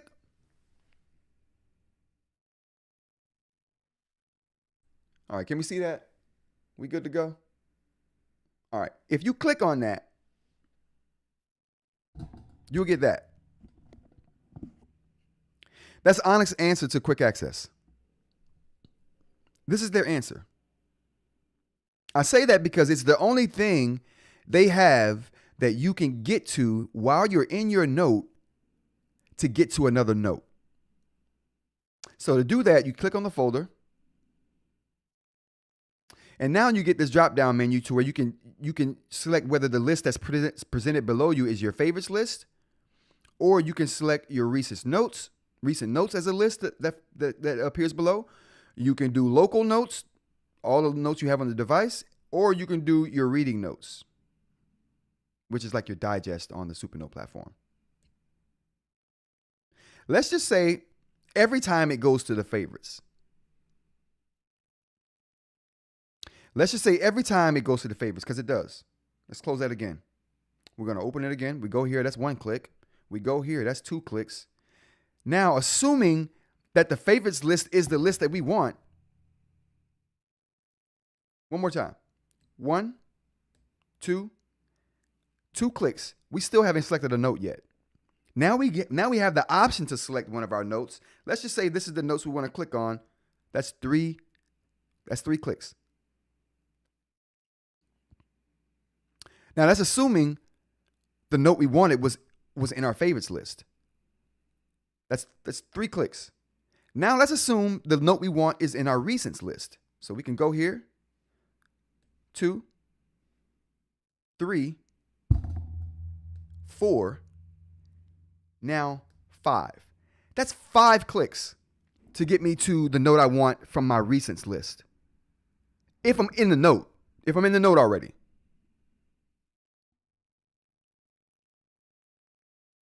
So that's while you're in a note, it's that many clicks. While I'm in a note on the Supernote platform, if I want to get to another note, this is what I do. Muscle memory. Bam. Bam. 2. I mean, one's a swipe and one's a tap technically, but there's 2 actions I have to perform. That's at least 1 less than the Boox platform. That's 1 less than the Boox platform if it's in the favorites list. If it's in the recents list, that's 3 clicks less than the Boox platform. I'm not a click expert either, Jay, but 5 definitely seems like a lot of clicks to get to a note.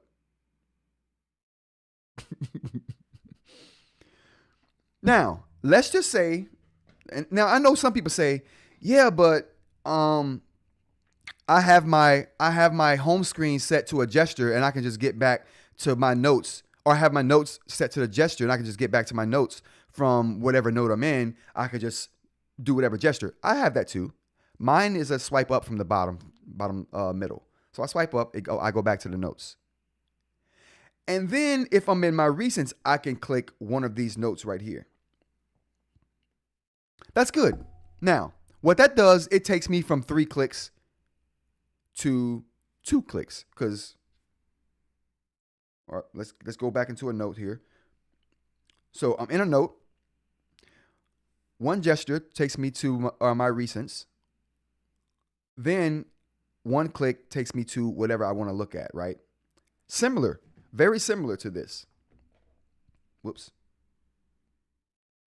Very similar to this, where I can go here, 1 swipe, and then click whatever I want to click on. Now, the problem with that is that it's 2 things. Well, not a problem, right? It's not an issue. The advantage to the Supernote platform over the Boox platform, if you have your device set up that way. So if you have your Boox platform set up that way, this gestures take you back to the notes, your recent notes at that. You can't organize these. The only organization you have for this is you can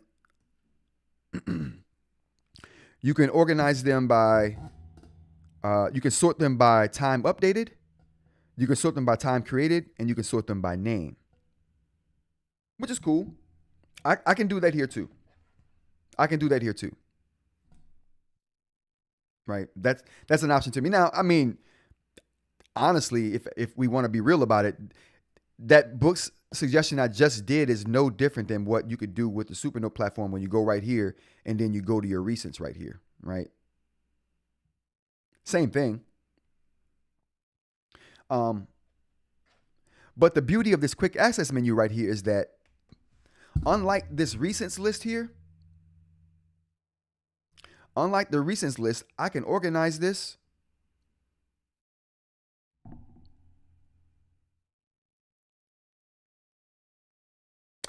Or actually, that ain't even recents. That's, you know what? I'm tripping. That wasn't even recents, chat. That wasn't even the recents. That was just my file structure. I still got to click over here to get to the recents. Chill out. Okay, let's go. Let's do it again. We're going back. All right, let's try it. Let's zoom out a little bit. Let's zoom out. All right, I'm in a note. Bam. Oh, I'm sorry. My bad. You can't be in the recents. You can be in the recents. Okay, never mind. Still, okay. All right, let's talk about the other advantage. Still, though, it doesn't negate from the fact that I can organize this list. I can organize that list. And not only that, this list right here can have folders. So it's organizable. I get to it in 1 swipe, and it can have folders. This right here, if you're in a note, you can get to it in 1 swipe. It's not organizable, and you can't have folders in this list. Favorites, or can you? I don't even think you can do that with recents. Yeah, only notes. So yeah, I guess. Do they do the same thing? Yeah, if you're going to the recent files, because that's basically what this is doing. You're swiping up and going to your recent files. I'm swiping and going to the recent files. So that is the same. But do they have something like this? No. Nope, they don't. That you can just put there yourself. You can self-index. There we go. You can self-index your files on the Supernote. You can't. The only way you can index anything on the Boox platform, I think the only self-indexing you can do is the favorites. Those are that's the only indexing you have control over on the Boox platform. And tags. Yep, favorites and tags. That's your only indexing. With the Supernote platform, you get the quick access menu that you get to index 8 files of your own or folders, your choice, or documents for that matter. Then you get this section up here where it takes you to your last opened document or note. Obviously, you get your recent files. Beyond that, whoops, go back. Beyond that, you get this section right here where you can index headings, you can index keywords, and you can index pages. With the starry system is basically a page index, like bookmarks. Yeah, there we go. This is like a bookmark, but better than bookmarks because you can actually see where on the page you want to draw your attention to. So like if I put a star right here, now this page is indexed. I go here, go to stars, that page is indexed. It's right there. I can just go to it. I mean, we're there, but, and not only that, I can see where on this page I wanted to draw my attention to. So I could have drawn the star right here. That would just, the going to the index menu would take me to the page. But then once I get to the page, now I know exactly where I want my attention to be drawn to because the star is right there.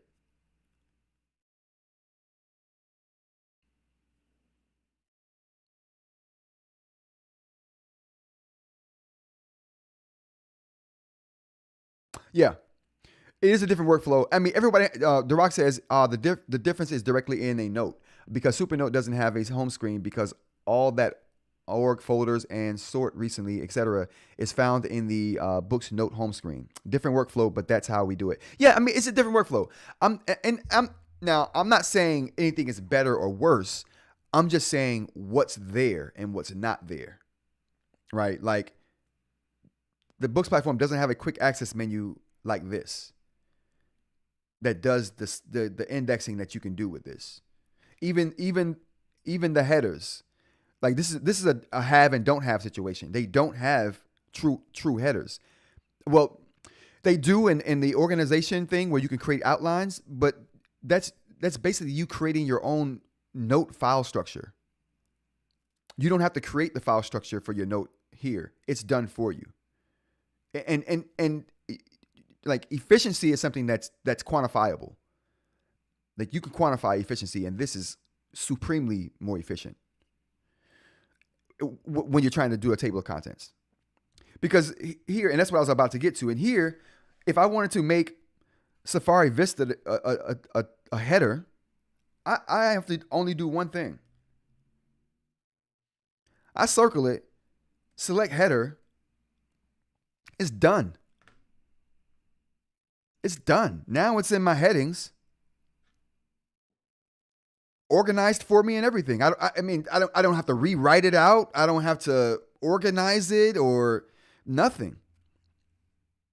That's a big difference too. The Boox platform, you can't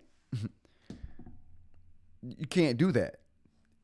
If you want, well, I mean, I wouldn't be able to do it on the 10.3 anyway. I'd have to have the Node Air 4C to do it. But when you want to do this on the Node Air 4C, you have to create the file structure for your outline. You have to like long press on the page. You long press on the page, and then you get an outline feature here that you can click on, which then it asks you to name your outline entry. And then it puts it in a thing for you where you have to. You're building it in that sense. It's built for you here. With the self-indexing that they have, I think it's supremely useful, and I don't think any platform does it or does anything close.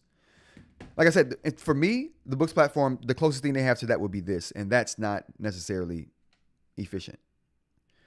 And getting back to your notes with this is cool, but this list right here changes with what you recently opened, right? It doesn't stay static. It's not a static list. And the Supernote platform has the same recent files list, but they go one further and say you can index some files of your own if you want. 8 of them, in fact. They can even be folders or documents if you want them to be. But we'll let you do that and keep 8 of them in our quick access menu. You can organize them how you want to. You know, it's it becomes muscle memory. Efficiency means a lot. Now, like I said, not that the Go 10.3 is a bad device. Like I said, this is my device of the year. I'm not speaking ill of the Go 10.3, and I'm not speaking ill of anybody's workflow. If they figured out a way to use this efficiently, whatever works for you works. But somebody who's used both of these devices extensively, if I'm taking notes and I'm trying to get organized with it, it's the Supernote. Now, when I want to go and work with my notes and flesh those ideas out into something, and I want to get them online and work with them in my Google Drive, and I want to do some conversion, then I'm using. I mean, there's a place for that. Then I use the Boox platform. As you can see, I write out everything I write on the Supernote gets written on here as well. But it starts on the Supernote. It gets formulated on the Supernote. It gets refined on the Boox platform. Like I said, second brain processor. That's how I'm using them, essentially, right now.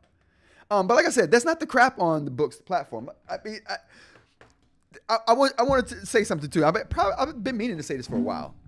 I talk a lot of crap on here. I come on live and I talk a whole bunch of crap, you guys. And by the way, thanks for everybody joining the chat. We got 25 people in here right now. Thank you. Appreciate it. Good morning. Is it still morning? It's still morning. We got 5 minutes still in the morning. So yeah, good morning. And yeah, we do this every day, Monday through Friday, 10 a.m. to whenever. Thanks for joining us. Right now we're talking about the Boox platform. And it sounds like I'm a big hater of Boox. So let me clarify this. I am not a hater. Well, I am in the sense that I hate all the platforms equally. Like, I have equal amounts of hate for all of them. They all are good in their own specific way. They're all bad in their own specific way. There's not one platform on here that does everything. So if you have one of these devices and you're like, oh, mine is the one. I got the one. Let me tell you, you do not have the one. Okay? You don't. You don't have the one. There ain't one. There's many. And they all do something different. And they all do it better, one thing better than the other one. So, yeah, just something I wanted to put out there. Like, I prefer all of these for different reasons. I like the Remarkable for different reasons. I like the Supernote for reasons. I like the Boox platform for different reasons. So they all have a use case for me. Organizing, Supernote. Refining, Boox. And reading. Because I do not use the reader on the Supernote platform. It's garbage. For when I want to have something that just sits at my desk and is there to just take a random thought whenever it's open, I can scroll however long I want to, and use a bit of color for doing diagrams and stuff. That's Remarkable Paper Pro. So I have a use case for all of these things. Or if I'm going into a professional setting, I'm taking a Remarkable Paper Pro. It looks the most professional. I'm not going to hold you. The Supernote looks the most gadgety. If you like gadgets, this is the most nerdiest gadget of them all. I ain't gonna lie to you. You want to impress your nerdy friends? You walk in with this. You want to impress your business professional friends? You walk in with this. Not that, but this. You walk in with this. Whoa, this right here, the Paper Pro. That's just how I see them. That's just how I see them. They all have their use cases. All right. That was a long one. Let's go to the chat. I feel like the chat was building up here for a minute. Let's pull this computer back over here. Oh. All right, chat. I hope I didn't go on too long. Did I go on too long about the Boox thing? Was that too long of a rant? I hope I didn't offend anybody. Like I said, I like all of these devices. Whatever workflow works best for you, that's what you should be doing, in my opinion. I can just give you my opinion. You know what I mean? I don't yuck someone's yum. Ever. Because I like some yucky stuff. Moving on. Click that second icon on the top where we already got there. So we didn't have a lot of chat. CJ, we need to have Boox listen to Rod and Voya. Okay. Well, before we go on. One more thing. Okay. I'm glad you said that, I'm glad you said that, Jay. I'm glad you said that. Now let me, Boox at Onyx, if you're listening, and you should be. No, you shouldn't. I'm just saying. But if you are listening, This is what you can do to compete with Supernote. Let me show you what you can do to compete with Supernote. Let's get to it. This is all they have to do, chat. If Onyx did this, I would have nothing to come on stream to complain about. Nothing. This stream wouldn't even happen if they had done this. Let me show you. You did derail me, Dr. Ling, but it's okay. That's what this whole stream is about, derailment. We're good to go. So let me show you what Onyx could do to fix this problem that they have. It's real simple. It's real simple. If they just did this, if they just put a plus button beside this pen, just a little plus button. Whoop. If they put a plus button right there. Oh, you know what? Oh my goodness. Oh, they want me let me do it. Jesus Christ. Of course it doesn't. All right, now, if they would put a plus mark right there beside that pen, and if you click that plus mark, then it adds or gives you the option to add any note, folder, or document to a list that would drop down right under the title of the note. So under the title of the note, you'd have a blank spot like you have right here. But that blank spot will have a plus mark next to it, letting you know this is the list that you can add to. And you can add to that list by clicking this plus button right here. You hit that, it drops down or goes to a different screen that gives you all your file system. Lets you pick what file in your file system you want to add to that list, whether it's folder, document, or note. Our problem is solved.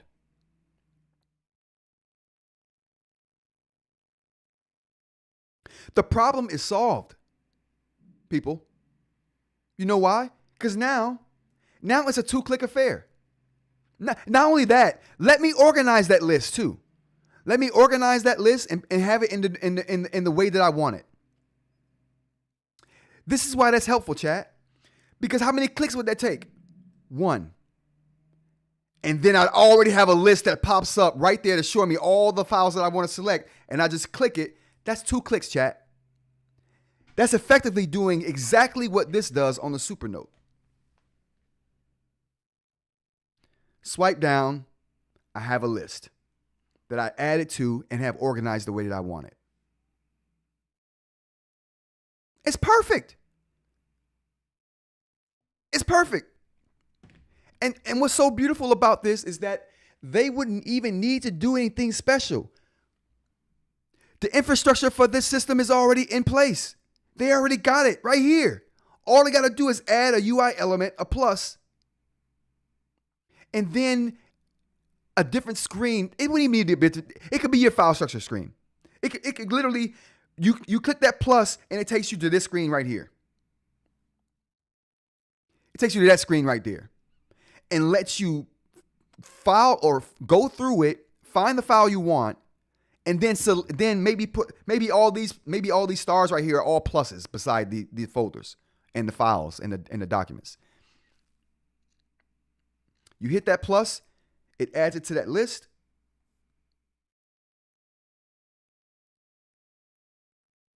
You hit that plus, it adds it to a list that drops down right here. Then give me the ability to sort that list on my own. We're done here. We're done here. Boox, Onyx, if you're listening. Why? That's easy. A high school programmer could put that together. Just saying. Okay. That was a little bit of a derailment, a little bit of a rant. We'll get back on topic though. What else we got here? Oh, we probably won't get to all these topics today because we're already pushing 2 hours. But there is a couple things I want to talk about. So we're gonna do so I'm gonna do a live with a 3D printer, and what I'm gonna do is set up a camera on the 3D printer, and during the live, I'm just gonna keep that camera up, keep a camera view of that up in the corner of the 3D printer. I'm gonna do a poll asking what you guys want to see me 3D print on live, and then once we have that poll down,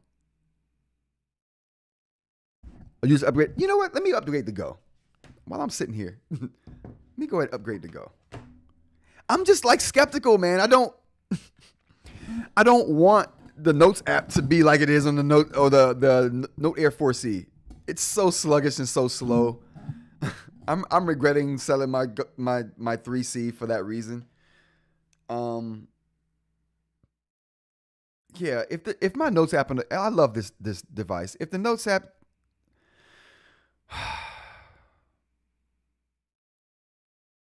it didn't change the interface. Oh, good. Well, I didn't think they would add they're not going to add the widgets, you guys. Tech for Real Life says I've been running my 3D printer this whole time. We're going to do it on live. We're going to create something on live, and I'm going to give the members a chance to pick what that thing is. I wanted to show a list today, but we got going on. I love it because we get going on tangents, but those tangents take a while. We didn't get through anything today. Should I keep going though? This could be a 4-hour stream today.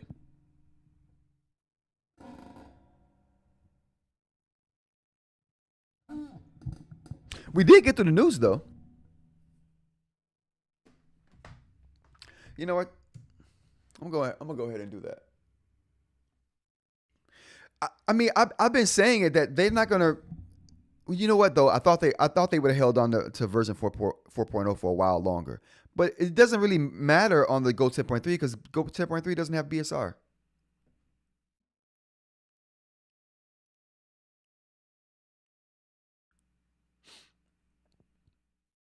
Yeah, I'm still having problems with it, and I think it's. Do you use layers, Jay? I think the problem is with my layers. The Note Air 3C didn't have problems with layers. The Note Air 4C has problems with layers, and that's the only reason I use the color device is so I can make color layers. That's the point. That's the reason I have it.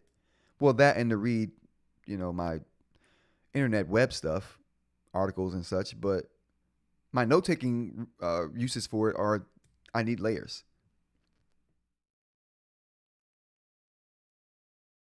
Also, it took 10 minutes to update. Not bad. Mr. Media says, keep going. I got time. How many people we got in the stream? If we got a good amount of people in the stream, I'll keep going. If we keep up the numbers in the stream, I'll keep going.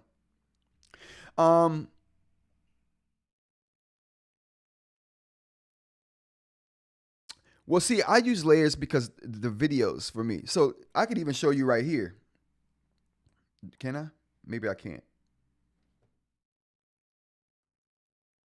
Yeah, so I got 3 layers right here. So one layer is script.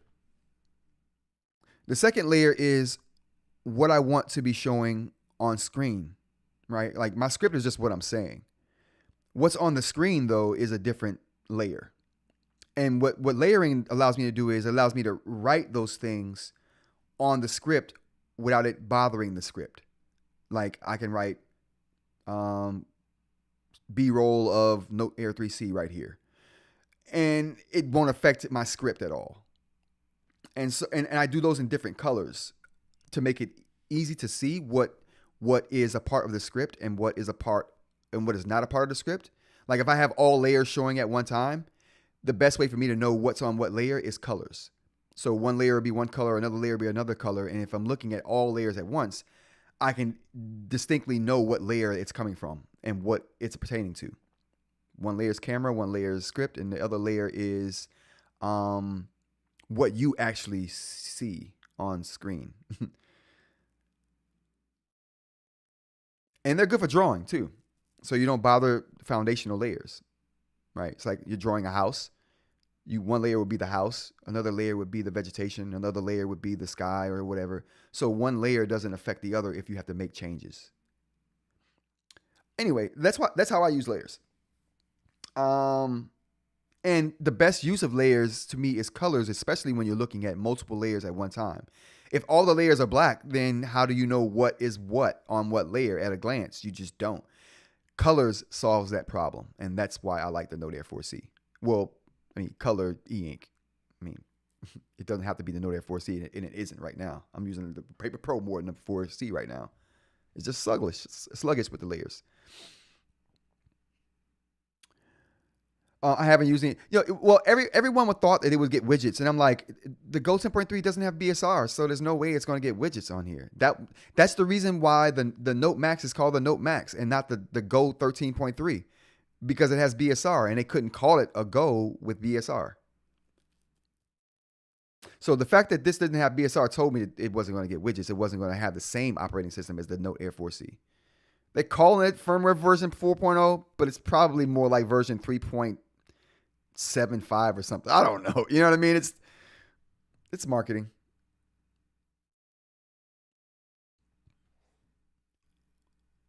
No, I'm saying all layers matter, Mashup Mike. All layers matter.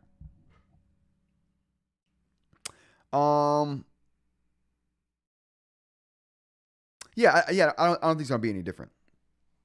Let me go ahead and I'm gonna at the very least, start this thing here.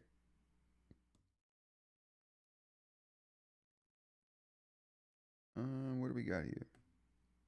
I hate this Note OS. I hate this. I really do.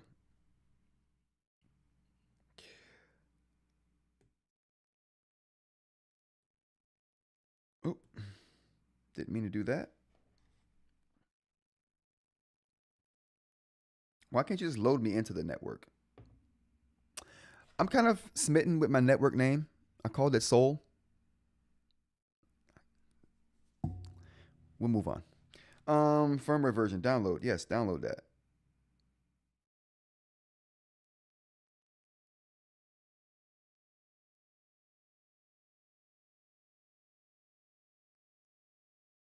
This is beta. No, it's okay. Perfect. Beta test. I prefer the Tab OS for sure. One and hundo prefer. I don't have nothing to do this afternoon, so we could keep going. I've literally I got nothing to do this afternoon, so like this is the perfect day to keep going on the stream if you guys wanna hang out for a bit.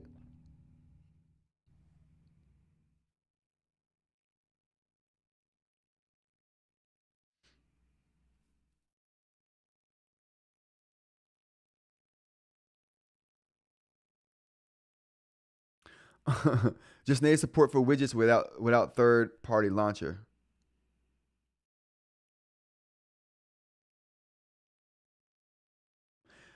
Mr. Media says, I'm confused. Can you add widgets using third-party app from the Play Store? What would be the difference?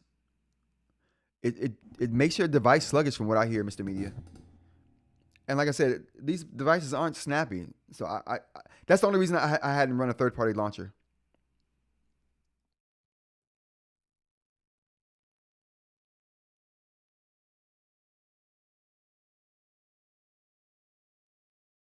I didn't see Voyage's video, but nothing tells me that this is going to be good. They haven't even figured out the Note Air 4C yet.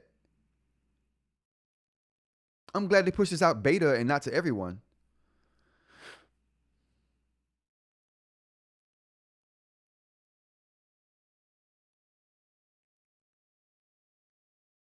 I said a few minutes. Yeah, this is going to take about 10 minutes.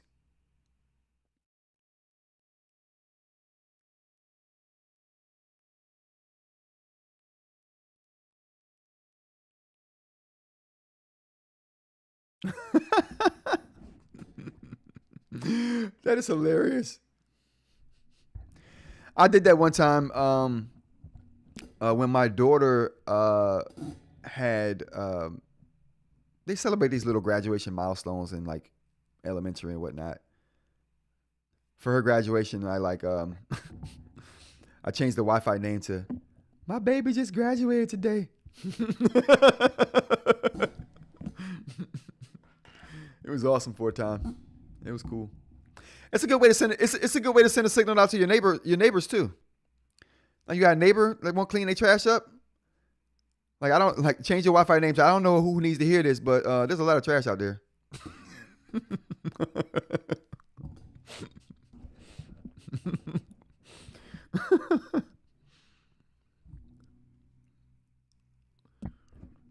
If you read the release notes, it breaks screen mirroring on 10.3, which is a deal breaker.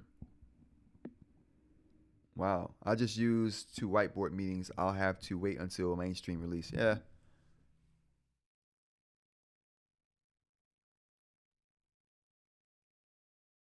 Let's take a look at this while we wait on it, chat. Let's take a look at this.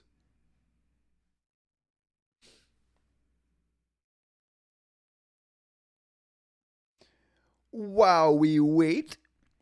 All right, so we got new users. We sincerely invite you to join our latest version 4.0 beta release. We have brought many improvements to this update and want to know your ideas before we officially release it. Before you upgrade to this beta, you should know, please back up all of your important data in case any data loss. Once upgraded to this beta, it can't be downgraded anymore, but you can still upgrade to the later official release. Please read the list. Oh, did I just make a mistake? Oh, it's just downloading. Oh, it's updating. Never mind. I love this device. I use it all the time. Now I'm going to have to use the crappy 4C if something happens to this thing.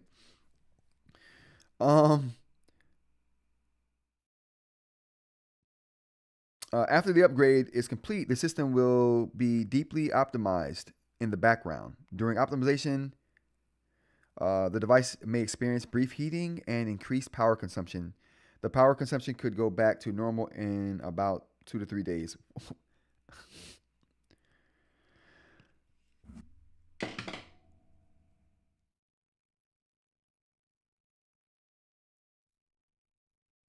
What are we doing?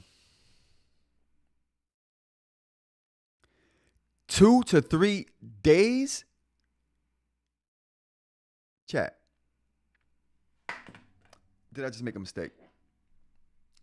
Should I just back out of the beta program for Onyx? I can't even rely on the mainstream releases these days. Should I still be in the beta program right now? I'm glad I have glasses to throw off for moments when I'm just disgusted. The Rock says if the heating persists, consult a physician. What?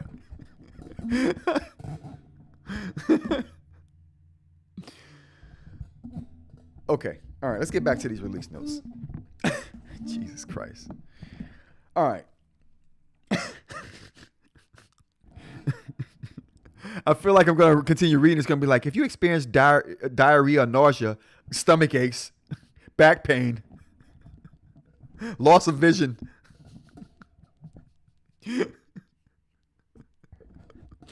what? Like, holy. Oh, man. Okay. What were we talking about? If you don't want to upgrade, please.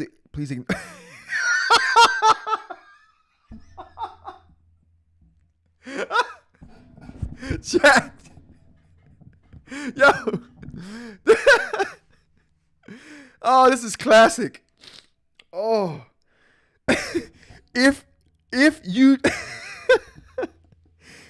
do not want to upgrade, please ignore this beta. At least they warned you about the nausea and the vomiting and the dysplasia you're going to experience. Sudden death.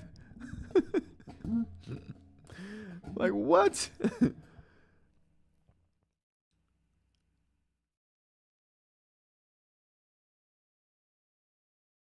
I don't remember.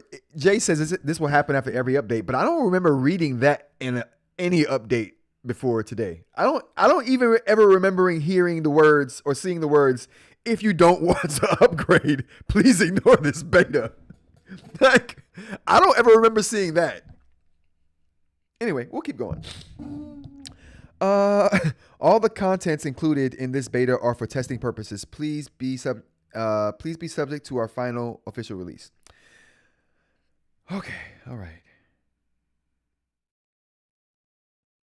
Whoa, this is quite lengthy. I don't think I'm gonna go through all this, but we'll go through some of it. It says after you upgrade, the positions of your original annotations on some reflow documents could be offset. We're still working on this issue. The syncing functionalities won't work for the reflowable documents currently. Okay, it will work again after we complete the adjustments system. Screen recorder won't work properly on Go Color 7. We are still working on this issue. Boox drop screen mirroring won't work properly on Go 10.3. We're still working on this issue. If you find more issues or have any other suggestions, please don't hesitate to send feedback to us. Thank you in advance. What do we got here? How are we doing? Oh, we're okay. All right, so we got added a few more intuitive reading. Whoa. I don't know if we're going through this chat. I'm going to look through and see if there's anything interesting. Actually, you know what? Improve overall system UI interfaces. Stay minimal and more unified. I doubt that. Improved operation feedback prompts make the screen touching experience more intuitive and accurate. Add an option to enable disable full refresh when back to the home screen. Wait, try it again. Add an option to disable full refresh when back to home screen. Oh, I guess like when I was using that gesture to go back to home screen, you can enable whether it does a full refresh when you do that. That's kind of cool. Added the ability to customize the top functionality bar of the library. You can select and reorder those functions in whatever.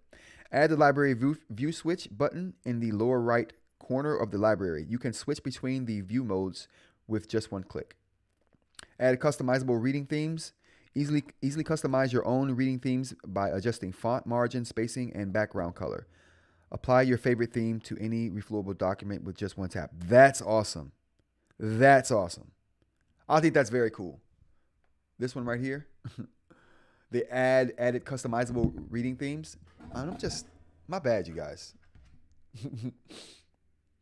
Added a more intuitive reading process percentage badge on the document cover. Remove the document reading progress bar. Support independent settings for titles, book text fonts, and supplementary fonts for reflowable documents. Oh, that's cool. I guess if you bring in fonts and stuff, you can apply settings to those fonts you bring in.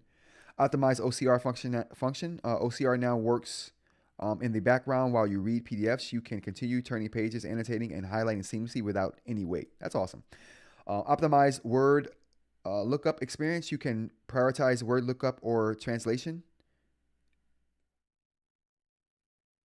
Optimize the display for traditional Japanese symbols. Awesome. Adjusted the refresh entry of NeoReader for the first level button. Let's try that one more time. Adjusted the refresh entry of NeoReader for the first level button menu for easier refresh mode customization. I don't understand that at all.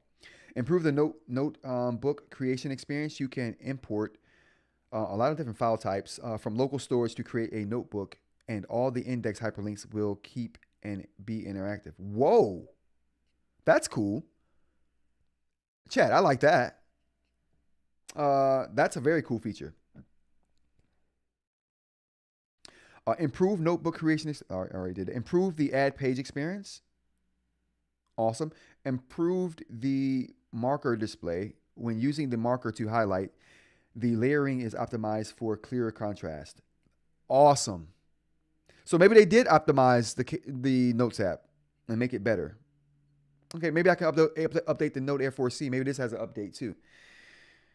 Added 18 new shapes, such as parallelograms, pyramids, and the shapes are now adjustable. Awesome. Added the notebook view switch button to the lower right corner of the Notes app. You can switch between the view modes with just one click. I don't know what that means. I have to check that out.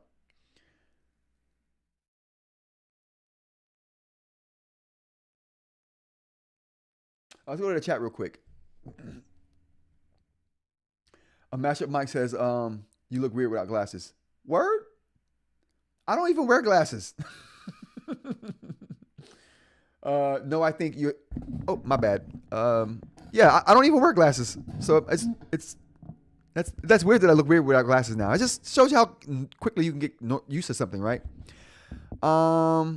No, I think you're safe. The optimization thing is Android, or we already did that, beta or not. And sudden death has been reported. Funny. Basically, it's going to F everything up. I hope not. Reading theme is bigger. I have to change between ebooks and manga. Reading theme is big. Yeah, it is big. That is really big. I like that idea. The highlight layer is a big deal, especially for me. Like I said, I use layers and I use highlighting on those layers. And the highlighting looking like actual highlighter is the reason why I actually use the Paper Pro more than I probably should. Because the highlighter looks so good on the Remarkable Paper Pro. Yeah, hyperlinked templates will be sweet. Now planners can be done in Notes rather than Reader. Word. I love that. That's going to be huge, man. I have my AirPod Max on for work audio and my Meta Ray-Bans on for RIT. The AirPod Max has the Meta audio sounding like surround sound. Word. That's pretty cool. That's a nice setup. That is a nice setup, brother. All right, let's get back to this here. Added outline function to help clarify the structure of existing notes and enable faster navigation across pages. Supporting 5-level outline, long press the blank space of a page from or add from notebook thumbnails, which I found very unintuitive. Like that outline thing should have been something that's in the toolbar when you make a selection, not hold the background. That was so stupid. I'm sorry. I don't mean to call something stupid. I'm trying to get away from that, but that's ridiculous. Yeah, that's one of the features that we just went over, Mashup Mike. Notes you can import notes into your or you can bring templates into your Notes app that have working links, which is going to be great for day planners and such. Yeah, day planners might actually work for me now.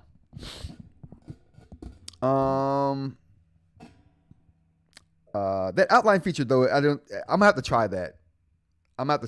Like I said, I don't think it's coming close to what Supernote does with the headers, but we'll see. Adjusted the notebook page limit from 500 pages to unlimited. Please note that more pages could cause slower rendering when opening the notebook. Okay. 500, that's pretty good. Fix some known issues. Maybe the known issues they're talking about is the sluggishness in the Notes app. We'll wait for that to get done. That's doing its thing over there. All right, what else we got here, chat? Let's see what we got on the list here. We're going long today. This might be a 3-hour stream. We don't do 3-hour streams here, but this might be a 3-hour stream today. So we were talking about AI yesterday. We might as well just go ahead and finish that off today. But you know what I was thinking about though? We talked about Microsoft Copilot yesterday. And I hadn't considered Microsoft's Copilot because Copilot basically uses ChatGPT. And I thought, ChatGPT pretty much covers that. What do you guys think? Does Copilot deserve its own thing? What do we think? What are we thinking here?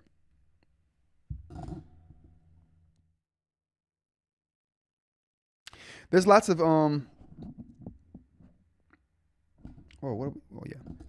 yeah, I don't know if Copilot. I mean, like I said, it's using ChatGPT, so infinite scroll everywhere. I agree. All of the platforms should adopt infinite scroll like the Supernote.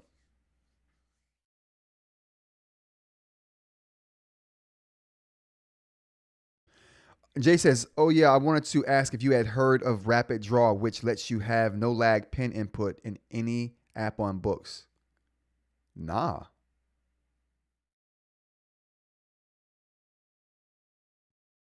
And Jay says, Copilot probably deserves its own thing. Okay. If we get enough support behind that, we'll give Copilot its own thing. I was gonna link it in with Anthropic today, but we'll link it in with its own thing.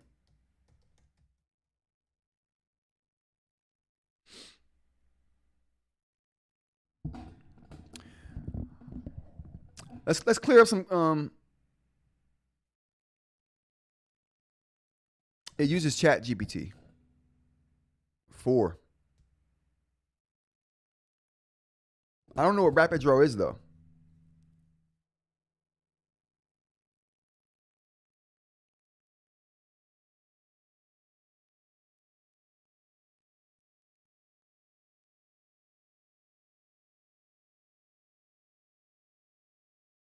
Who brought up that Rapid Draw? Oh, there we go, Jay.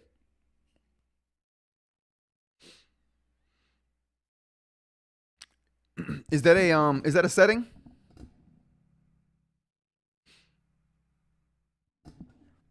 I think Jay's trolling.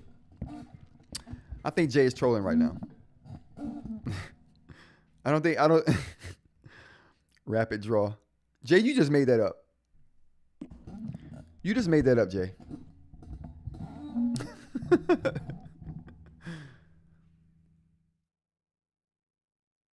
All right, let's check this out. So we got Anthropic. Actually, we're gonna finish up some Google stuff that I mentioned yesterday.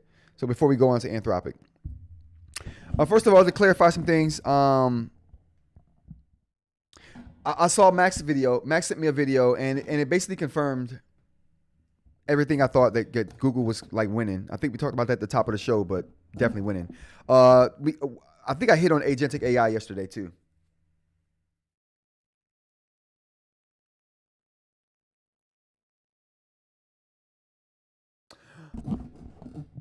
Boox has an app that's called Rapid Draw.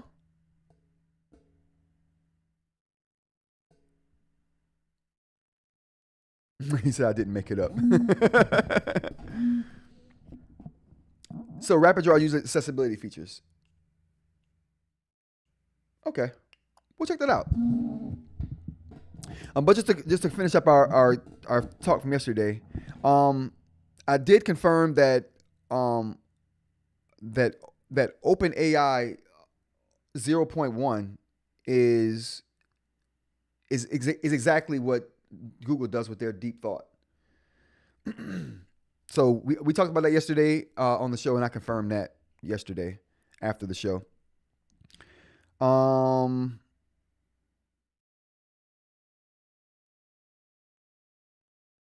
Basically what it does, and one more thing that I figured out too, we talked about a feature called Learn About, Google Learn About.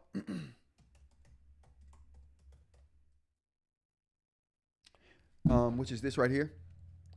So we talked about Google Learn About the other day, and Learn About is basically what Google's advanced chat feature is. So this right here, the deep research. So basically, Gemini with deep research does what this tool does, the Learn About tool. And I talked about this tool a couple of times. Excuse me. But this Learn About tool basically, let's go here.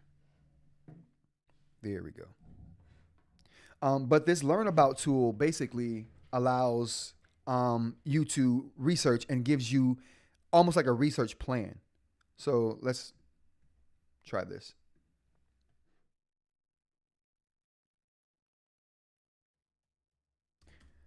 Tell me about Eink.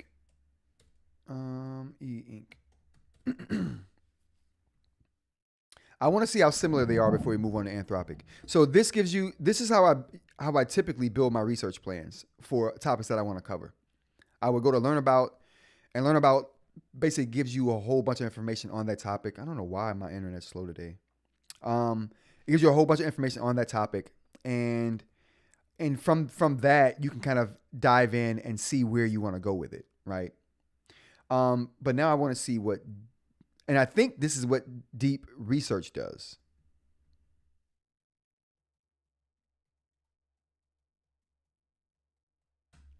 So I'm giving it the same prompt and seeing what kind of information it gives me, just to confirm or not confirm. Oh no, it's different. So this is actually a research plan. So if I wanted to learn about something, it says one, find the website of Eink, find the Wikipedia page Eink, find the products page of Eink, find the company profile of Eink, find the latest news of Eink. So this is basically outlining what it's going to do.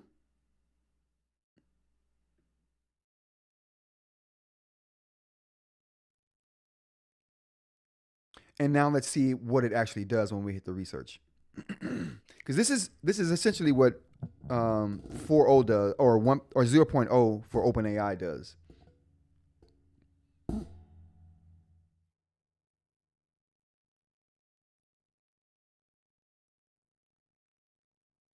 So right now it looks like it's going through a number of sites. And this looks like the time that it's going to take to do that. We'll come back. We'll come back for that. We'll see what it actually does. It feels like it's an agent though. And these gems are basically agents too.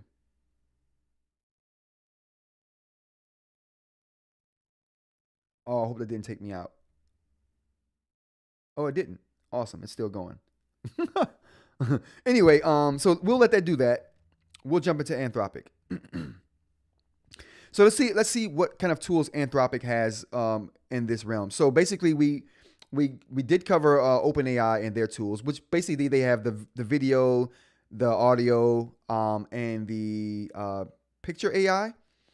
They have the deep research AI that we just showed, just like what Google has, and that's basically their OpenAI 0.0 model, and their mainstream model is their, from OpenAI, is their GPT, the Chat GPT model, and that uses GPT 4.0. Multimodal. I think both of those models are multimodal, and then they also have agents in that realm. Google has the same thing. Google has their agents. Google has their research model. They have their consumer model. They're all multimodal as far as doing audio, video, and pictures and text. So let's see what they have in the Claude arena. And it looks like initially Anthropic with Claude, the big thing with them was they would allow you to store like Moby Dick amounts of information and recall it, right? So it could consume all of Moby Dick, and then you could ask it questions on that. It would have that kind of memory, which would basically mean that you can have a conversation with Claude, an extended conversation, and it would remember what the conversation was about, so you can reference what was talked about earlier in the conversation. That's the benefit for me.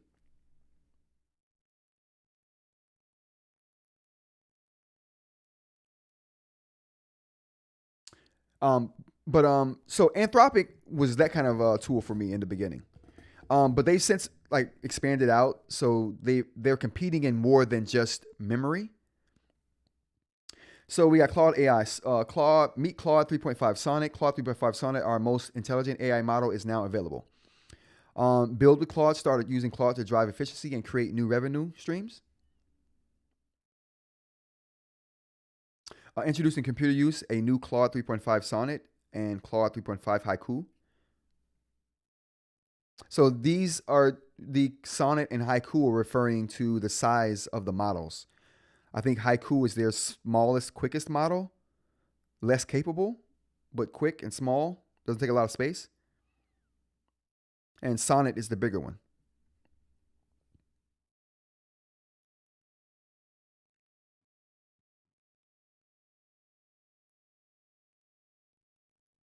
Work with Anthropic. Anthropic is a AI safety and research company based in San Francisco. Our interdisciplinary team has experience across machine language, physics, policy, and product. Together we generate research. Okay. Okay, what are we doing, Claude?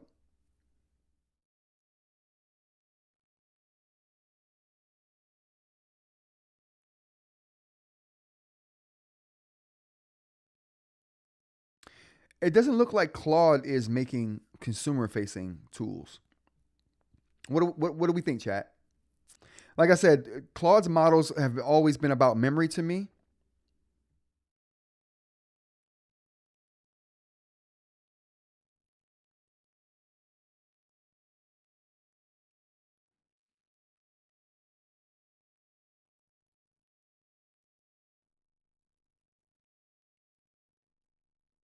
We'll try it. Wow. I got to create an account. Oh, boy. But what do we know, chat? Do we know anything more about Claude than, because I don't know a lot about Claude, and my research just pulled up just the different versions as far as the size goes and its ability. They don't really have consumer facing like text generating or image generating or even video generating tools that I know of, and they don't advertise those on the site.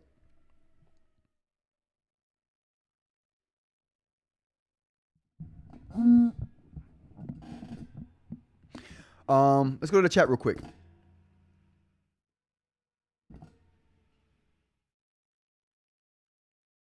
GPT-4 is not the same as ChatGPT.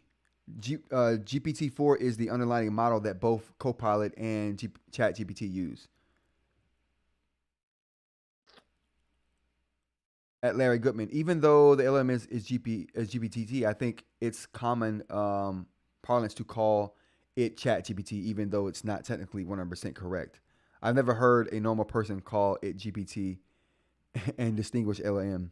True, I thought I call ChatGPT or the GPT the underlying GPT is the technology.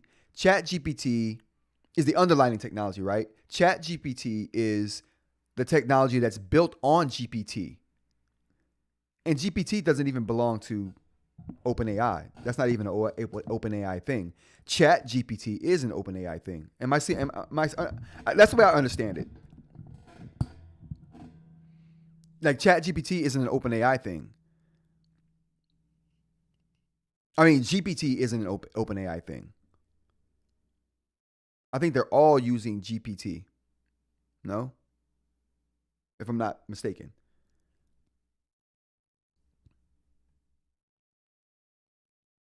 Anthropic is just crunching data.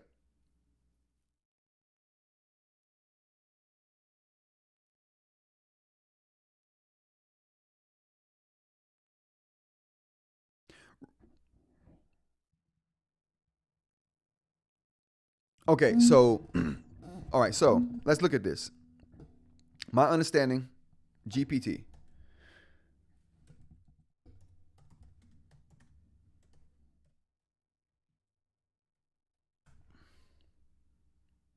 So this is what I thought. So GPT is just the underlying technology that everybody uses. It's just generative pre-trained transformers. Google uses generative pre-trained transformers. Anthropic uses generative pre-trained transformers. GPT is not a OpenAI specific thing. ChatGPT is.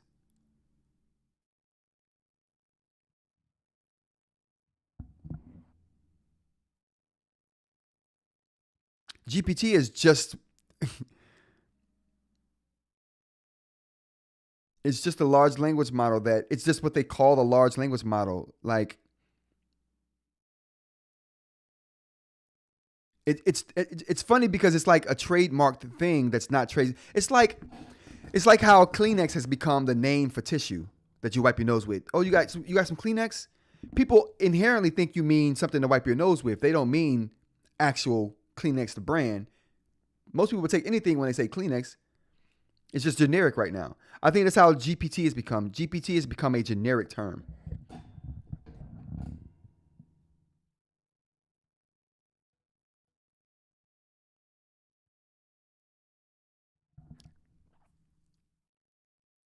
It's the name of the underlying technology that they all use.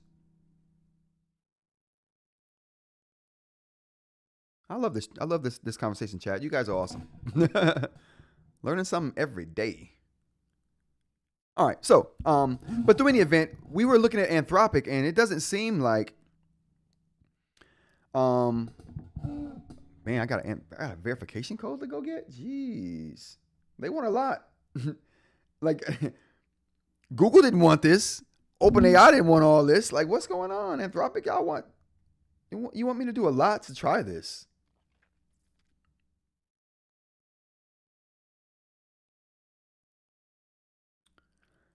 They want you to do a whole lot to try this thing.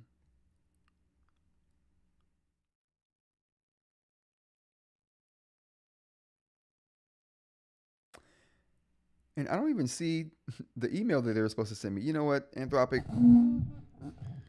I tried to give y'all some shine today. I really did. You've got no front-facing tools. You're making it hard for me to try your tool.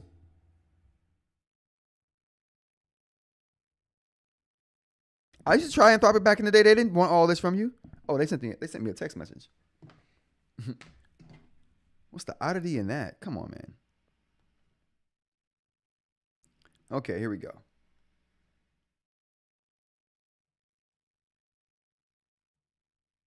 All right, there we go. Maybe we can try this. Oh, there we go. Here we go. We finally got into it, chat.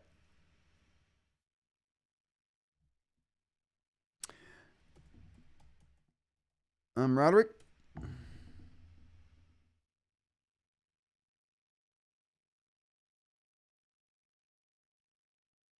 Okay, and I'll continue. And finally, I have to strive to do my best in each conversation. I'm not perfect. You should keep a few things in mind. Claude may occasionally generate incorrect, misleading information or produce offensive or biased content. Awesome. Claude is intended to give advice, including Claude is not intended to give advice, including legal, financial, or medical advice. Don't rely on our conversation alone without doing your own independent research. Anthropic may change use limits, functionality, or policies as we learn more. You can upgrade your plan to get more access to Claude's features. Sounds good. Let's begin. First, let's see what kind of tools we got here. So, this is Sonnet, which is their bigger model. Boost your productivity by tackling everyday tasks, spark your creativity with fresh ideas, expand your knowledge through in-depth discussions. I think Claude has gone enterprise. You can put pictures in. You can upload files. Okay.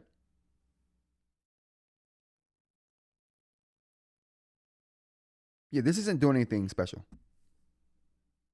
We'll try it though.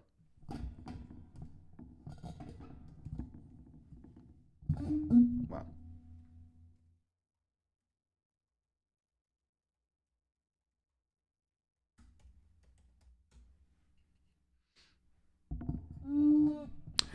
Eink, also written as Eink.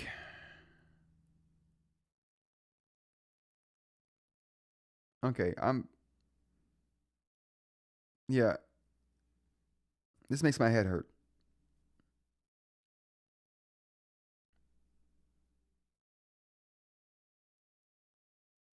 Yeah, this isn't, dude, I'm done. Anthropic, I tried to give you a shot. I did. I mean, maybe they're good at something, but doing something impressive ain't it. This UI and interface and this responses I'm getting, it feels like last year. OpenAI's site is way better, and I don't think OpenAI is the best in AI right now, but their site is at least entertaining and gives you some idea of what they're doing and gives you some tools. They got videos showing you what's going on. There's nothing here. This looks like AI of 2023. I'm not gonna hold you.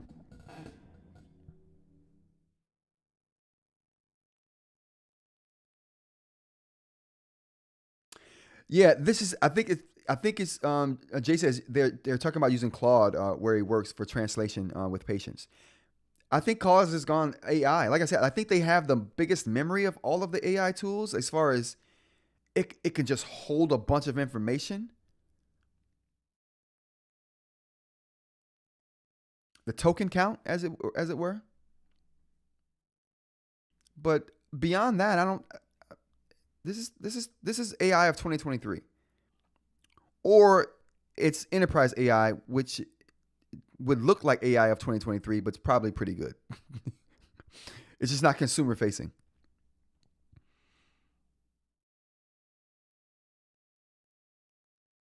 Oh, so Haiku, Sonnet, and Opus. So Opus is the highest model.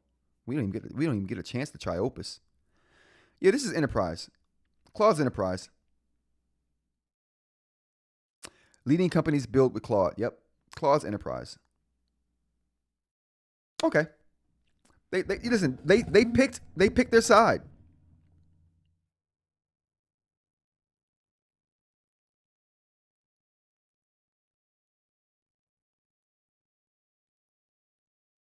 They picked their side for sure.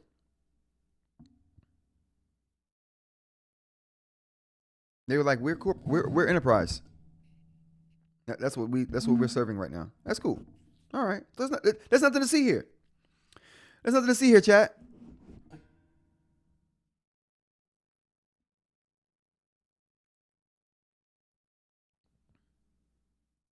Oh, GPT is the open AI LLM.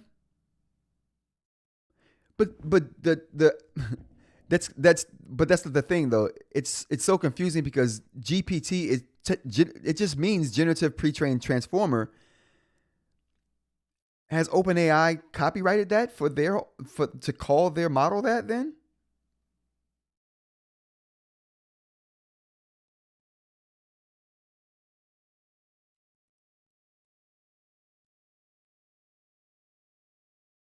I thought that was a thing. Like you couldn't copyright it. Chat GPT though. And they're saying they're using GPT 4.0. So you know what? Yeah, you're right. Okay. All right. I get it. Okay. Okay. Got it. GPT 4. Yep. Okay. So the thing is, GPT is the name of the technology. GPT 4, once they put a name or number behind it, now it's a trademarkable thing. Like how before it was GPT 3.5. GPT itself alone is just a technology. GPT 3.5 is the trademark name for OpenAI's model.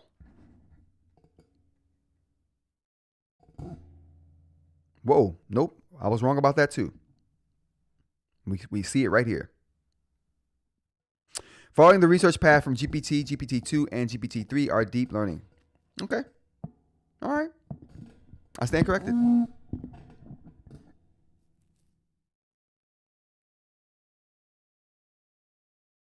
But the fact that there are multiple GPTs is why I thought that GPT itself wasn't exclusive to OpenAI.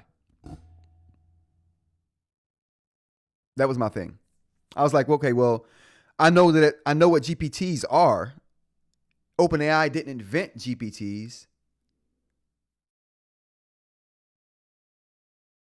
They coined it.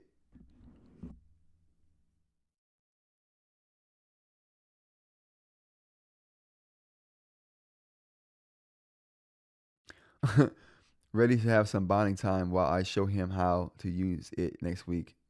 That's what's up, dude.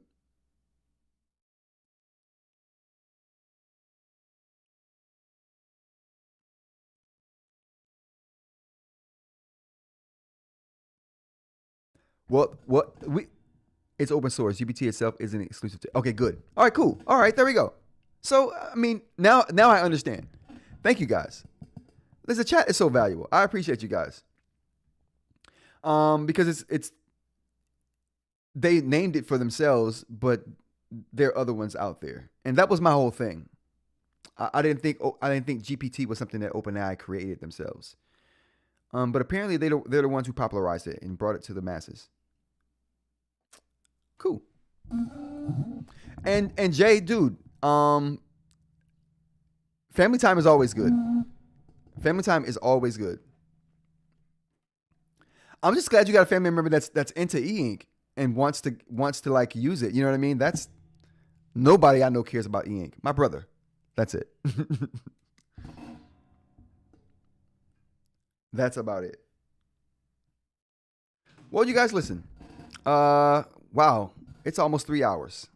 It's almost been a 3-hour stream. And we did AI. You know what I want to do first before we go though? I say this all the time. You know what? No, we'll save that for next time. We'll go over the best comments next time. I was going to go over some comments right now, but since we're about to hit up on 3 hours, it's been real. It's been real. Thank you guys for keeping with me today. I really appreciate it, going beyond this 2-hour mark. This is a milestone for me. We haven't quite hit that 3-hour mark, but we're pushing. We're pushing it. And we got the GPT conversation settled. Oh, and we got the GPT conversation settled. So that's all. That was awesome. And Claude isn't as good as I thought it was. Jay says, do the comments. Should we do the comments? If you guys want to do the comments, we'll do the comments. Let's stop the music. Stop the music. Stop the music. Should we do the comments?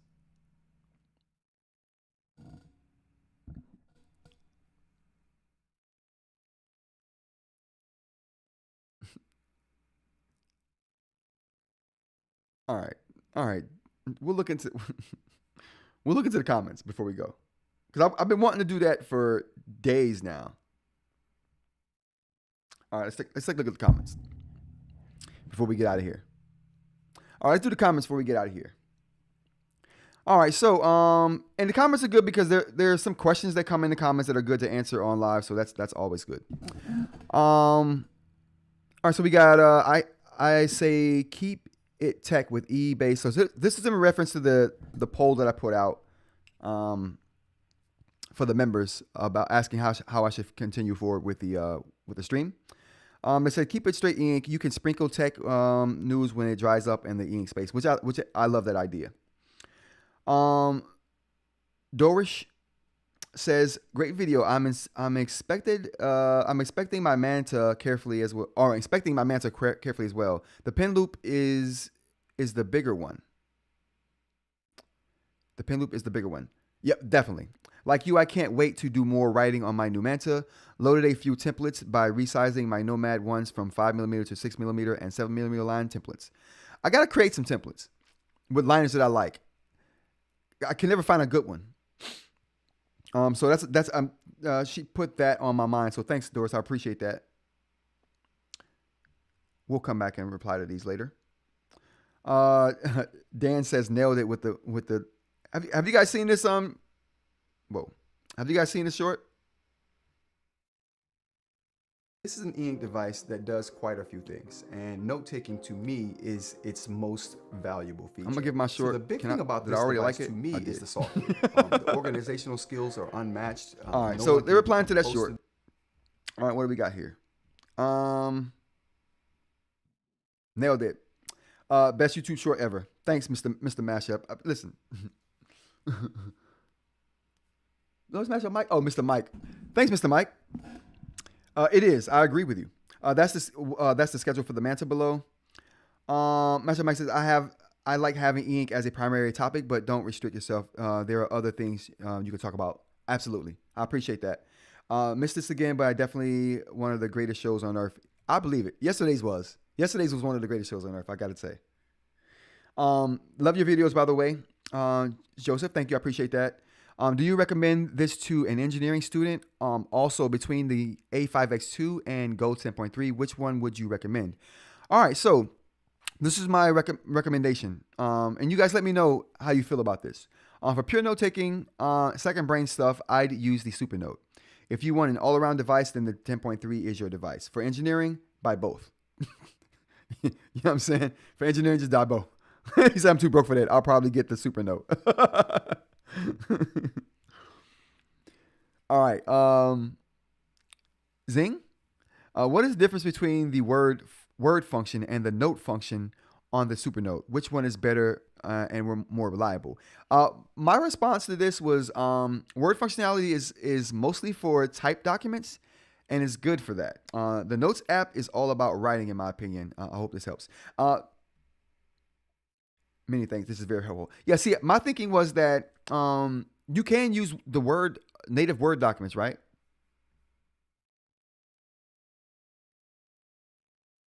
Oh, hold on. Let's get to the chat real quick.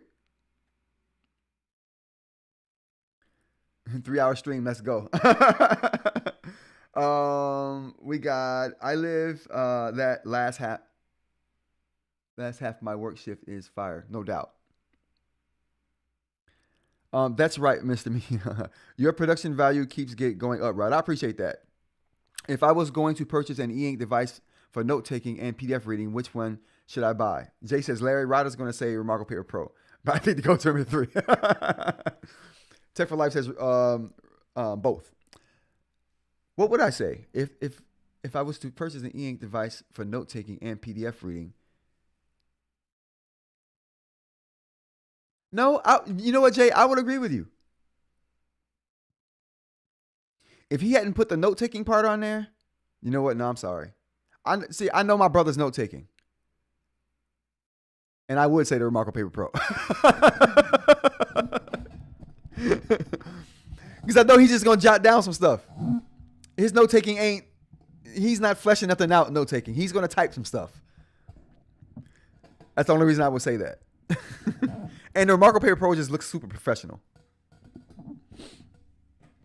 All right, let's go keep on with the comments here.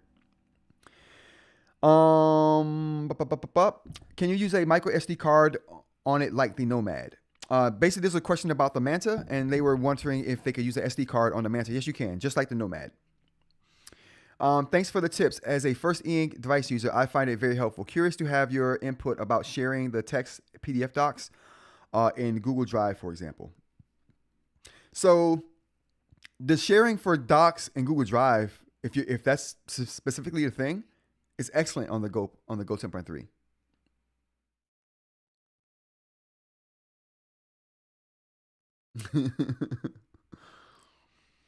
But yeah, I'm definitely gonna say a Paper Pro. You're absolutely right. Jay, you're absolutely right. All right. My thing is, if you're exporting documents from the Remarkable Paper from the Go 10.3, the Drive integration is excellent. You can save stuff right to a folder that you create in your Drive. You can create folders from your device on Drive because you can download the Drive app right to the device. So the integration with Drive is awesome, and OneNote and Dropbox, and you can download those apps to the device. So the integration is awesome when you want to do exporting files to your Drive, to Google Drive from a Boox platform. It's top notch. It's excellent. Well, this changes everything. That was in response to my Notes Air 4C Notes app issues. Wow, Dan. We can't read that, Dan, but there you go. Personally, I think the loose format is a lot of appeal. Wish I could be there for lives, but it seems like you get good engagement. Yeah, lately we've been getting really good engagement on lives. I gotta thank you guys for being here and supporting me in these lives because the engagement has been awesome, and I really appreciate that.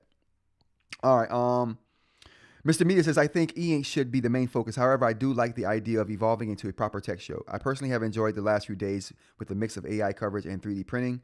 Ultimately, I would say keep e-ink as the main focus with segments of other tech that you like to cover. I think that's what I'm going to do. I think that's a good way to go about it as well. Great stream. In your video, I make sure to mention the hallucinations. Notebook LEM is a tool. I enjoy it, but it's interesting that it was right about note instructions on how to upgrade the memory, but ignored the SD card and mentioned USB. Yeah, I thought that was interesting too. I thought that was very interesting too.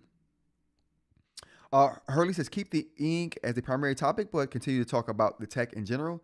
I love that the last few days you've been talking about AI and such.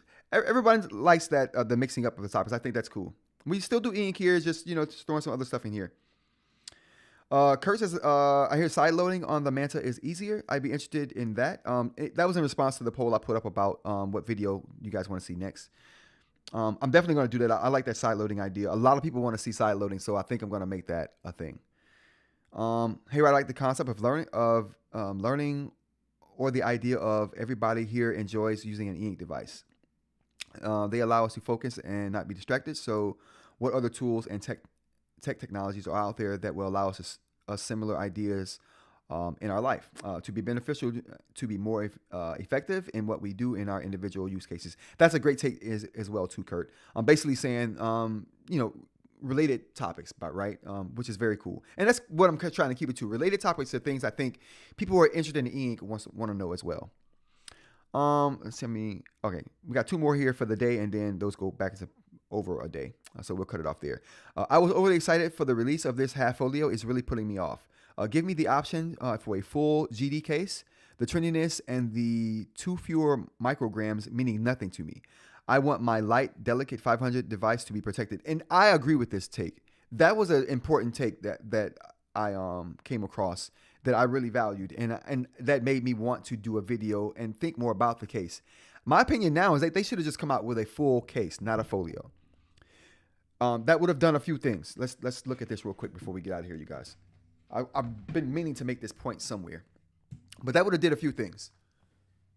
If they had made a full folio, I do not like the way the side of this device looks.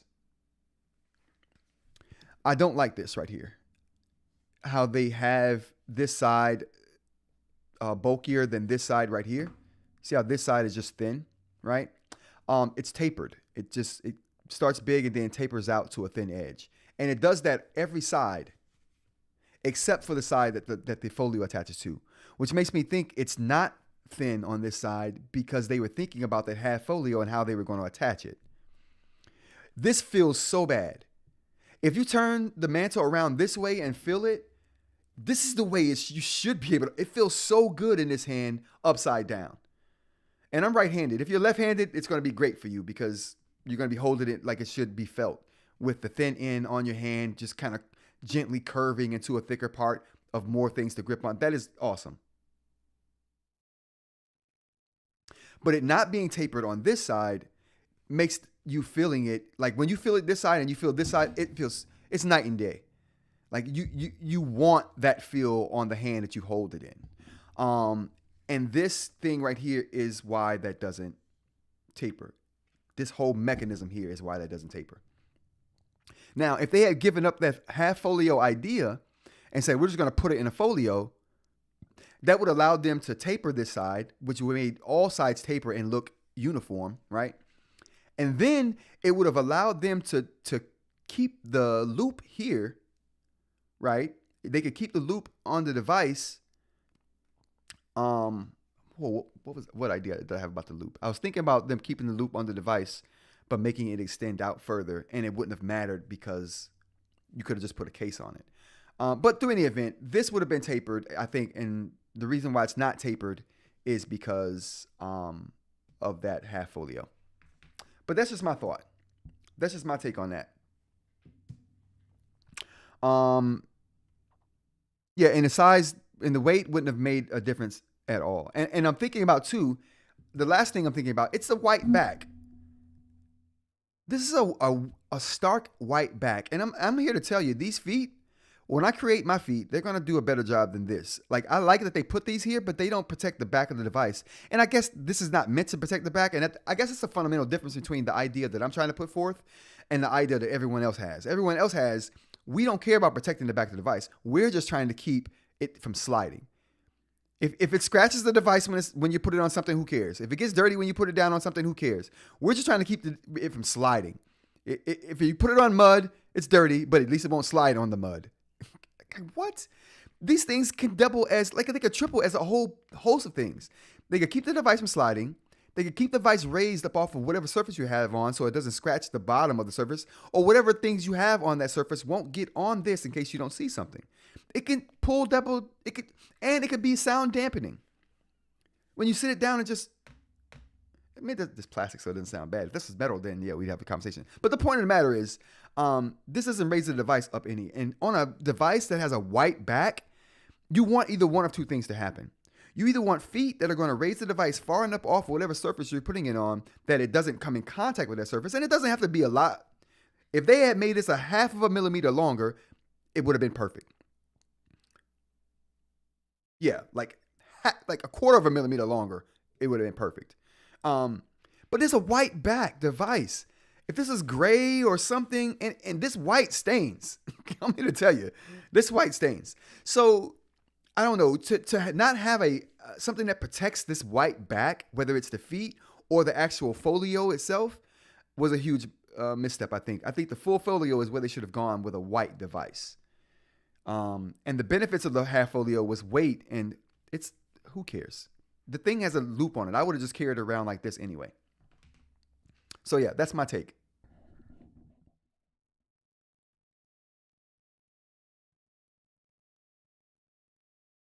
Yeah, but I wish Jay says that I wish they not. He says, but I wish not just the back was protected with a full folio, but that it was a keyboard case. That too, that solves the problem as well. Whatever they have to do to make something protect the back of the device is what they should do. And I thought the feet was going to do that. I thought perfect. They thought about keeping that white back up off surfaces, but every time I tested it and put it on any surface, the back is still on the surface. This adds a little bit of slip protection, not even a lot, just a little bit. But the back of the device is just still sliding on whatever surface. And like I said, I'm in the kitchen with this thing. I'm sitting it down on counters. There may be some salt, pepper, a little bit of spilled tomato juice or something there that I may not see. And if this is just these feet are a tad bit longer, this sits off of that. You know what I mean? A little bit, just a little, not a lot, just to keep it from getting scratched and stained. But anyway. That's my gripe. It's a nitpick. It's little. But that's little things that will get you sometimes. All right, and the last one we got is Astra can it scan a crime scene like LiDAR cameras and make evidence gathering and probability of what happened? Yeah, I told my dude I doubt that. Now I want to know what LiDAR is, and since we are here, we're gonna check LiDAR.